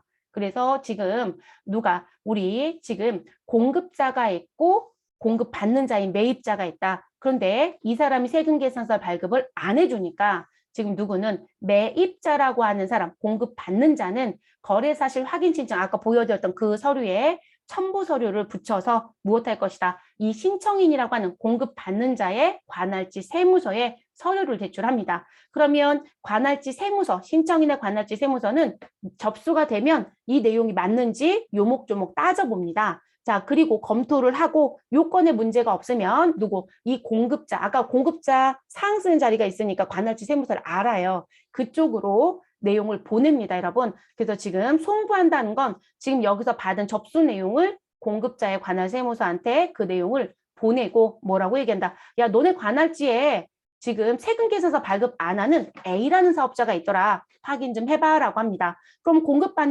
공급자의 관할 세무서에서는 지금 벌써 접수된 서류를 기준으로 전화하는 거잖아요. 그래서 공급자한테 연락을 합니다. 빼도 박도 못하죠, 여러분. 이쪽에서 요건을 확인해 봤는데 충족이라고 하면 실질적으로 이 사람은 아니라고 얘기 못해요. 그럼 공급자 입장에서는 내용이 그대로 인정이 돼버리거든요. 그래서 확인을 거쳐서 확인 결과를 이 사람한테 통지를 합니다. 그럼 이 사람은 이제 부랴부랴 제가 발급할게요라고 하겠죠. 그러면 공급자에 관한 세무서는 얘기합니다. 그냥 있으세요라고 할 겁니다. 왜냐면 벌써 사건은 터진 거예요. 그래서 이 공급자는 누구한테 우리 신청인의 관할 세무서한테 이 확인 결과 통지를 공급자한테만 하는 게 아니라 세무서한테도 같이 해줍니다. 그러면 신청인 관할 세무서는 그 요건을 누구한테 다시 충족을 누구한테 이 신청인인 매입자, 공급받는 자한테 확인 결과를 통지합니다. 그리고 직권을 주죠. 당신이 발급하고 끝내세요. 이렇게 얘기를 합니다. 그래서 직권을 부여받아요. 그러면 이 신청인은 누구에게? 우리 공급자에게 무슨 부분? 공급자는 그대로 공급자란에 쓰는 거고요. 공급받는 자는 공급자 받는 자에 그대로 쓰는 거예요, 여러분. 그래서 세금 계산서를 발급합니다. 그래서 매입자 발행 세금 계산서라는 걸 발급해서 이 사람한테 준다라고 보시면 돼요. 그리고 제가 수기로 발급하시라고 했어요. 네, 이건 전자로 발급 못해요. 왜냐면 이거 여러분 제가 아까 역발행이라는 거 말씀드렸죠. 상대편이 매입 확인 안 하면 국세청 전송도 안 돼요. 문제점이 여러 개가 생겨요. 그래서 이 매입자 발행 세금 계산서는 숙이로 발행합니다. 손으로 발행해서 우편으로 보내주시고 끝내시면 되겠습니다. 됐을까요? 그래서 그렇게 움직이는 사이클이고요. 그리고 그때 움직이는 세금 계산서 양식이 이렇게 따로 있어요. 매입자 발행 세금 계산서 양식이 따로 있다라는 거. 근데 여러분 세금 계산서 양식하고 다를 건 없어요. 동일하고요. 누구만 달라요? 여기 세금 계산서 앞에 매입자가 발행했다라고 하는 걸 T를 내야죠. 그래서 매입자 발행이라는 글씨가 붙어 있는 것 뿐입니다. 그래서 이거 국세청에서 확인하셔서 발행해 주시면 되겠습니다. 또는 세금 계산서 앞에 이 글씨 붙여도 상관없어요, 여러분. 그래서 그 부분. 그리고 누구는 공급자는 세금 계산서 합계표가 따로 있지 않습니다. 네, 공급자는. 그래서 이게 또 하나 오해하신 게 뭐냐면 자, 공급자가도 세금 계산서 합계표를 작성해야 되고 공급받는 자도 세금 계산서 합계표를 공급받는 자도 세금 계산서 합계표를 작성하잖아요. 근데 공급자는요. 이런 문제가 발생이 됐다. 그리고 우리 매입자가 발행한 세금 계산서 우편을 받았겠죠. 그럼 이 공급자는 그냥 어디에 매출처별 세금 계산서 합계표가 있어요. 그래서 매출처별 세금 계산서 합계표에 여러분 전자라고 신고하겠어요? 종이라고 신고하겠어요? 종이겠죠? 그래서 전자외라고 하는 자리에 무엇한다? 집계해서 신고를 합니다. 그래서 매출처별 세금 계산서 합계표에 집계가 됩니다. 어디로? 전자외로. 자, 이쪽에 집계해서 가는 거고요. 근데 공급받는 자는 여기 써드린 매입자 발행 세금 계산서 합계표가 따로 있습니다. 그래서 매입자 발행 세금 계산서 합계표를 따로 작성합니다. 그래서 그 부분에 집계를 해서 제출하는 겁니다. 그리고 지금 이 부분은 실질적으로 매입자가 잘못한 게 아니라 우리 물건을 나한테 팔은 공급자가 잘못한 거잖아요. 그렇기 때문에 매입세 공제 받는데 문제가 있다 없다? 없어요, 여러분. 그래서 매입세 공제 모두 다 받습니다. 그래서 이 부분은 정상적인 세금 계산서로 보고요. 매입세 공제를 그대로 받는다. 다만 누구요? 공급자는 처벌을 해야죠. 그래서 공급자는 세금 계산서를 발급하였다, 안 하였다? 안 하였다. 그래서 세금 계산서를 성실히 발급하지 않았으니 미발급과 관련된 가산세 내셔야 될 거고요. 그리고 조세범 처벌을 또 따로 받습니다. 그래서 조세범 처벌에 의해서 벌금조로 또 돈을 내야 합니다. 그리고 그 다음 이 회사는 이제 블랙리스트 관리가 됩니다. 그러니까 무슨 부분? 세무, 조사, 대상 선정에 올라갈 수 있는 확률이 매우 높아집니다. 그러니까 이거는 터트려서는 안 돼요, 여러분. 이런 일은 절대 일어나서 안 되는 거로 생각하셔야 돼요. 그래서 이런 식의 불이익이 들어갑니다. 그래서 나오는 게 매입자 발행 세금 계산서이다 라고 알아두시면 되겠습니다. 그리고 매입자 발행 세금 계산서는요. 입력하는 유형번호 따로 있어요, 여러분. 그거는 전산실무할 때 제가 부가세 신고서의 유형번호 또 설명을 드릴 거예요. 그거 설명드릴 때 그때 매입자 발행 세금 계산서 번호 한번 언급해 드릴게요. 시험 한 번도 낸 적 없어요. 네, 내지도 않고요. 근데 업무에서는 있을 수 있어요. 그래서 지금 어디서 입력하는지 그 번호가 어떤 번호인지 정도는 메모를 해서 가져가시면 되겠습니다. 자, 이렇게 해서 매입자 발행 세금 계산서까지 모두 마무리가 됐습니다.